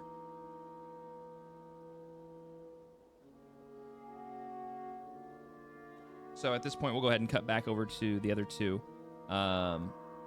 I'm going to say it right now. I'm sorry that I'm not super active. But this is definitely... No one needs to apologize. This is kind of a weird episode where I wasn't expecting a foot chase, so I'm trying to balance a very focused foot chase of 2 of you guys with the other 4 just kind of waiting.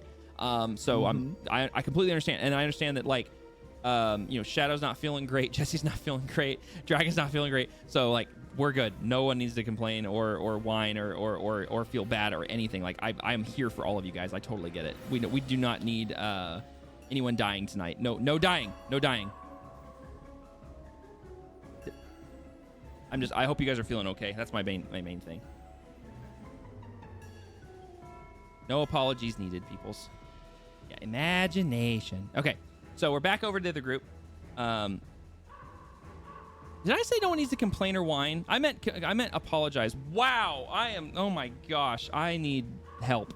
I was like, I just kind of heard back what I said. Man, my also, leg I can hurts. whine. Damn it. Actually, I do need one thing though, because my room is turning into an oven because of my 2 PCs pumping out heat, and my fan just can't keep up. Just give me 1 second. Oh no, dragon. Oh, dragon.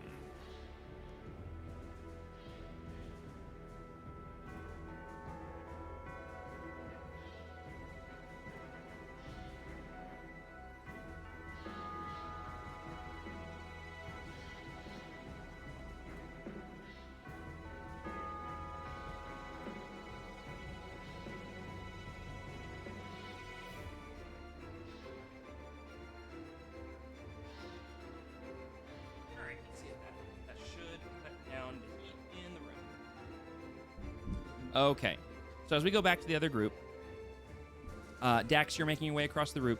Merrick, since you are now back, welcome back.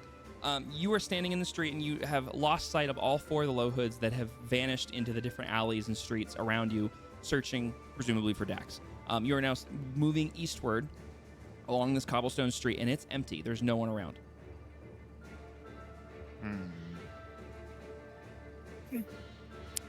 Yeah, at this point, I'm going to continue going east. East? Yeah, I'm almost sure I'm where east is. I'm going to continue going east, trying to orient myself. Okay. Kind of where I am, and slowly head towards the tavern at this point. Okay. Yeah, basically. Because I have no idea if Dax escaped or not, so Sure. I'm still kind of keeping an ear out on if a bunch of bad shit's gonna happen, like if something's gonna be loud. So I'm still keeping my ear out, but Okay. I'm not kind of as on guard at this point. And I'm not. I want to say I obviously have to you, but like I wouldn't give off like a suspicious vibe. I'm here to cause trouble for these guys. I'm literally just at this point walking to the tavern, but being attentive. Okay. So, yeah, you're moving eastward, and then you start to realize, wait a minute, I'm moving eastward. I'm moving kind of towards the tavern. All right, I'm going to keep moving that way. And it's very quickly that you're kind of away from the group, and you feel like you're no longer in threat of the low hoods, like, being around you. And you start to kind of navigate your way east, and then you go, well, I want to head towards the Tankard, so I need to start heading north towards the river, and so then you start to cut left on a street, and you find yourself moving in the direction of the Tankard. We'll go ahead and... So, Dax, at this point, you are still moving stealthily along the rooftop. You get to the edge of the building, and you recognize that, okay, I can either try to hop this. There's about an 8-foot gap between you and the next building. You can try to leap from one building to the next. You can turn left and go down the edge of another rooftop that it would then be going west, away from the streets you just came from. Or you can try to jump down from the building either to the street or to the courtyard, basically kind of back to the left. Those are essentially your immediate options at this point of the juncture. You can hear the clamor of them over on the street trying to stack boxes, and you don't know how much time you have before they start to scale the building.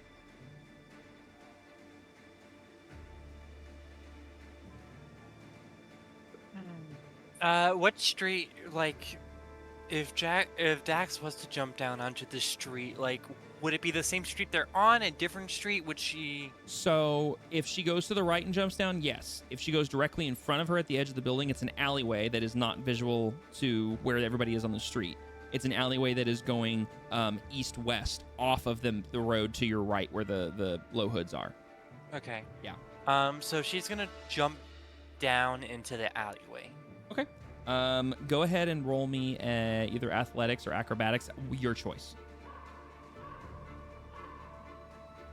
I mean, neither of them have been doing me any good tonight, so we'll just continue. Okay, that works. Yeah. So you're very easily able to kind of drop to your butt, slide to the edge of the building, and then you just kind of and you drop down. It's only 2 stories, so it's not a very big drop, and you land very gracefully on the ground, and you kind of do that Spider-Man drop where you bend your knees and your hand goes down to support you in the middle, and you don't make a lot of noise, and you land very safely. It doesn't hurt. And you're now standing in an alleyway that's going east-west. The building's obviously up and behind you. Which way do you want to go, right or left? Is there any places where she could kind of like fade into the darkness and out of sight? Yeah. So if you go left, like if you look left, like a couple of feet down, there's like a little like jut in the alley. Like the building has like it's changed buildings and they're different sizes, and so there's like a little corner, like a little alcove right there that you could kind of duck into, and it's very shaded. There's not any natural light there at all. It's very shadowy. Okay, she's gonna do that, and this time she's gonna like make sure that her hair is completely covered. Okay. So she pulls the hood down tight over her face and she ducks into the corner. And so basically this would be a combination of stealth / hide. I forget. Hold on a second. It's, what is the hide action? I forgot. Hide is not a skill. It's just a stealth check. Yeah, it's just a stealth check? Okay, I thought it was an actual thing. I can't remember. Okay, so yeah, so go ahead and roll me a stealth check. This one will be at advantage because you have broken line of sight, because you're in the shadow and you're actually making active efforts to conceal yourself. Yeah, good thing it's advantage too, because I just got a nat 1. Jeez. Stealth, the one thing I'm supposed to be good at. There you go. That'll work. So yeah, you disappear into the shadow. You're not one with the wall and the wall is with you, but you are very clearly hidden in this corner. Like unless someone walks up on you, they're not going to see you. Okay. So yeah, so you duck into this this corner, and then you can hear the sound, and all of a sudden, almost quicker than you expected, you see 2 of the low hoods appear at the edge of the building high above you. Now you can see them because of the angle that you're at. You can see them 2 stories up on the rooftop, and they're looking around, and you can't really hear them because they're not really yelling at this point, but you see them kind of glancing around, and one walks back where he came from, so he disappears, moves back north. The other one kind of glances around, and he starts walking along the rooftop above you, and he's walking west. And you hear the sound of feet on clay as he's walking, or clayish material, the shingles, making that sound above you as he's walking along up above you. Okay. He's glancing around. You see him kind of glance down every once in a while. He doesn't see anything, and suddenly, he just kind of turns around. And he just disappears. He just disappears somewhere to the north. You can't see where he went, but he's obviously no longer visually around you. Mm-hmm. Do you want to sit here and wait a little bit longer, or do you want to move? Yeah, no, Dax is going to sit there and wait until she feels comfortable stepping out. Okay. So you give it a couple of beats. In the distance, because you're not super far away, you hear kind of the muffled sound of shouting back and forth in the streets that kind of echo through the cobblestone. And you can't really make out any details, but it's clear that they're looking for you and can't find you. Okay. Just out of curiosity, I doubt I would know this, but how late into the night are we? At this point, you're probably the AM hours. You're probably getting close to sunrise. I would say you're probably an hour or so away from the sun starting to crest over the horizon. So Dax is going to chill there until sun rises and people start coming out. Ooh, okay. So in that case, Dax, you're staying put. We're gonna go ahead and dump this turn order. So yeah, you're staying put over. Basically, for the general perception, everybody in the party except for Merrick is at the Lucky Tankard here. Merrick, you're essentially here. Last we left you, and Dax, you're more or less right about here. Like, again, this is very rough. Don't go off this exactly, because obviously it doesn't match up with what I was yelling at you as far as directions, but it's close. So Dax is staying put. Yeah, Merrick, you are making your way back, and it's just at about like it's not sunrise yet, but you're getting tired, and you're like, oh, it's feeling like we're getting close to morning. You arrive at the Lucky Tankard. And you kind of glance around as you come around the corner, and you make like this U-turn coming along the edge of the building towards the waterfront, and then in through one of those open air entrances. And you see the rest of your group waiting at the Lucky Tankard. Some kind of sleepy, some just kind of more brooding, and you recognize something's wrong. I recognize that Dax is not here. You recognize that Dax is not there, correct. You also see the look of frustration on a few of these people's faces.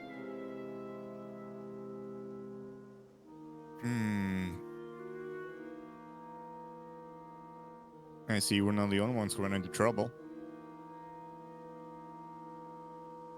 They just come in, kind of not even hello, but just immediate acknowledgement of, oh, well, crap.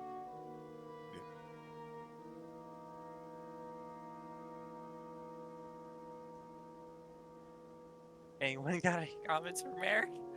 I was gonna say, does no one respond to Merrick as he walks in? I think everyone's just at that point right now. Yeah. Are you guys? Are we hitting our wall, guys and girls? A little bit, yeah. Kinda, yeah. Okay. No, this is a great place to stop. Okay. So yeah. So Merrick enters the tankard. He recognizes that everybody's sort of out of it. Dax is waiting in an alley somewhere you guys don't know, and the group is just very perturbed. And we will pause it here and pick up next session. Final words of the session. Oh crap. Well, see, we're not the only ones that got into trouble. So yeah, not a problem at all. This is not at all how I expected the session to go. Not even close. I had prepared so many different things. Sorry. No. It was an interesting decision. I mean, I'll be honest. I'm sitting here as a DM going like, here's all these walls. Maybe you don't want to do this. And you're like, no, screw it. Let's go poke the big guy with a stick. I was committed to it, so I was staying with it. Fair. Did you not call the Roll20 campaign best laid plans? I did. Lies, deception. Yeah. What was hilarious because I picked it for a completely different reason, and I love the fact that the name of the adventure has totally played out this way. Oh yeah, Dragon. I'm thinking the same thing because like you have to remember all of these buildings. There's about 80% of them are dwellings. So like you have like people running along rooftops, running through alleys and everything, and people are just like, "What is going on? What is happening?" Start Assassin's Creed again. And this is why I keep my shutters closed at all times. Yeah. So I have to. So Shadow, do you want? I have to ask you. There's a tiny piece of unconsequential meta. Do you want it or not? Yeah, I do. So the hatch that you were messing with was a push, not a pull. It was a. If you had pushed in with enough strength, you would have very easily broken the latch and it would have fallen inward. Oh well. Who makes an inward-facing hatch? That was my thought. I do. I do. know, They're not that whatever. uncommon, especially if the ladder is mounted on the bottom. Exactly. Yeah. And out of all of this, how much gold or how much did Dax steal in terms of coins so that I can add it to my sheet? While you're standing in the alley, you're like, well, I got something. What did I get? And you pull the coin purse very quietly, and you pull the drawstring open so you can see inside, and you actually made off with about 200 gold pieces. So between the copper and the silver, you have about it's a total of about 200 gold's worth. Like, hot dang. Yeah, you did pretty well as far as getting something. Now. Yeah. Well, so first, for a piece of paper she didn't know about, she's actually quite happy with her. Yeah, considering you have because like quite honestly, you guys have the only thing you guys know is that it was the low hoods. You do not know at all what he stuffed in his little pouchlet thing. Ooh, Dax a rich one now. Yeah. So you didn't get off, scot-free, and you didn't get off with what you want, but you made off pretty well. So yeah. Just want you to know, I was contemplating doing something that would have probably killed me. I mean, let's put it this way. The only reason that Dax didn't get off is because of the stealth roll leading up to it and the getaway, basically. Like the two rolls after the getaway. Like despite the dice absolutely hating my guts. Yeah, because like I was literally like, man, if she goes in and tries to fight these guys, she's dead. She's outnumbered 1-8 or 1-9. Plus there was the two that were flanking that you saw at the end, so it was an additional 2 enemies, and the fact that the big dude looked like he could step on you. Probably he's a big boy. She's stupid, but not that stupid. Yeah. The dice have a story to tell. They do. Yeah, they do. And they wanted to try and kill me. They got pretty close. Like yeah, they did. Like those really good rolls where you were able to outrun the mob behind you. That was how you got away. Like literally, that was my saving grace. That was your saving grace because in my head I was like, okay, the way that we'll do this is they're right on her tail, and then every time she outruns them, we'll put a turn between them and you, so you have opportunities and options for getaway. And then if you fail, like for example, because you didn't fail that strength check, but you didn't succeed either. Like that was eating one of those turns, and then you were able to get yourself up as they came out into the street instead of them watching you go up. If that makes sense. No crazy hair. So yeah, so like all in all, it worked out really well, and I've kind of figured out how I can do chases now, and I actually kind of like the system I made because I was like, how do I do this? Because I want it to be turn-based, but yeah, like all in all, like it's funny because I'm glad. Like it was cool. It just was not what I was expecting at all. And of course, we get another session out of it, which is cool. I'm fine with it. But yeah. I was just expecting Neon to be like, and you're dead. I mean, if you hadn't done what you did, like if you had tried to approach it a different way, it was not going to go well. In my head, I was like, okay, if she tries this, this is going to be an outcome. If she does this, like I was like, okay, I kind of know how this is going to go, but doing I'm just going to swoop in, try to steal it and bolt. I'm like, okay, that's what a rogue would do. So you've got some specialty talent there. Like there's some options. So yeah, no, my sleight of hand and my perception and acrobatics were just not liking me. Yeah, it was a rough night for rolls for Dax, which it's like Melon said, the dice have their own story to tell sometimes, and it just works out that way. And I think it's fun. Like that's kind of why I like D&D is that like, or tabletop in general, because like, oh, I have this thing I want to do, and like in GTA RP, the thing you want to do gets stopped by other players or by server rules or by whatever. Yep. In D&D, it's the dice. It's the dice will dictate more or less. And of course, and I'm the kind of DM, like I want you guys to be the badass heroes that have the cool story. So I'm like, my DCs are usually really low, but I'm like, oh, a DC 10, that's easy. And you're rolling 5. I'm like, I can't work with that. Like, I'm sorry. Like, I already have a low DC. Like, I have to, the dice have spoken. Nat 1, I can't do a -1 DC. Yeah. I'm like, I can't do that. But like, oh, I can give you a DC of 10 and stuff. Like, I'm trying to be like, really like, here you go. No, and I appreciate it. Yeah. Especially today where I just kept getting Nat 1 after Nat 1. Well, and this is also good because like, so Basil had the spotlight last session with the bouts with Garrow. And like Talina had a little bit of a highlight at the very beginning, and so it's like, this is good because this is like Dax and Merrick's highlight, where they have this epic foot pursuit out in the alleyways of Darun in the middle of the night, and so they get a little bit more of a highlight while the group is just kind of like twiddling their thumbs, going, "Where is everyone? We've been robbed." Now I just need to terrify somebody, and that'll be my journey done. I mean, you played dumb and convinced Alohood that you were running from some mystical beast that didn't exist, so that's a win. Yeah. I swear, as my highlight ends up me dead, I'm riding. Your highlight will not be you dying. Come on. Meanwhile, Basil's just sitting in the drunken tankard, getting drunk off of a few tankards. Yeah. Trying to not wallow in self-pity. With my rolls wouldn't shock me. I'm not that mean. Look at what just happened with Dax. She technically should be dead. I was like, I don't want to kill a player, but we're going to get really close to it. Dragon. I mean, it's always like, oh, she got caught and taken somewhere. Now it's also a mission to like rescue her. That was actually, to be honest, that was a very likely outcome. Like, I would because of the way you were like explaining what you were doing. I was like, okay, we have some opportunity here. I'm gonna give you your little way out. But essentially, I was really like, I'm like, they're gonna capture her, and that's gonna be the whole next thing is the group trying to rescue her or something. Like that was essentially what I expected to happen. I was thinking I was gonna get captured. Yeah. And I didn't think you were going to kill me off, but I did think you were going to capture me. I mean, it depends. Depending on what you were going to do with the group, when you were like, I'm going to go up and do this thing, I'm like, you're going to die. And then you like adjusted your plan. I was like, okay, you're probably going to get captured. And then I was like, okay, you can try to run. And then, like I said, those 2 dashes, like if you hadn't gotten those 2 dashes, you probably would have gotten captured more than likely. Like that was like right there. Cool.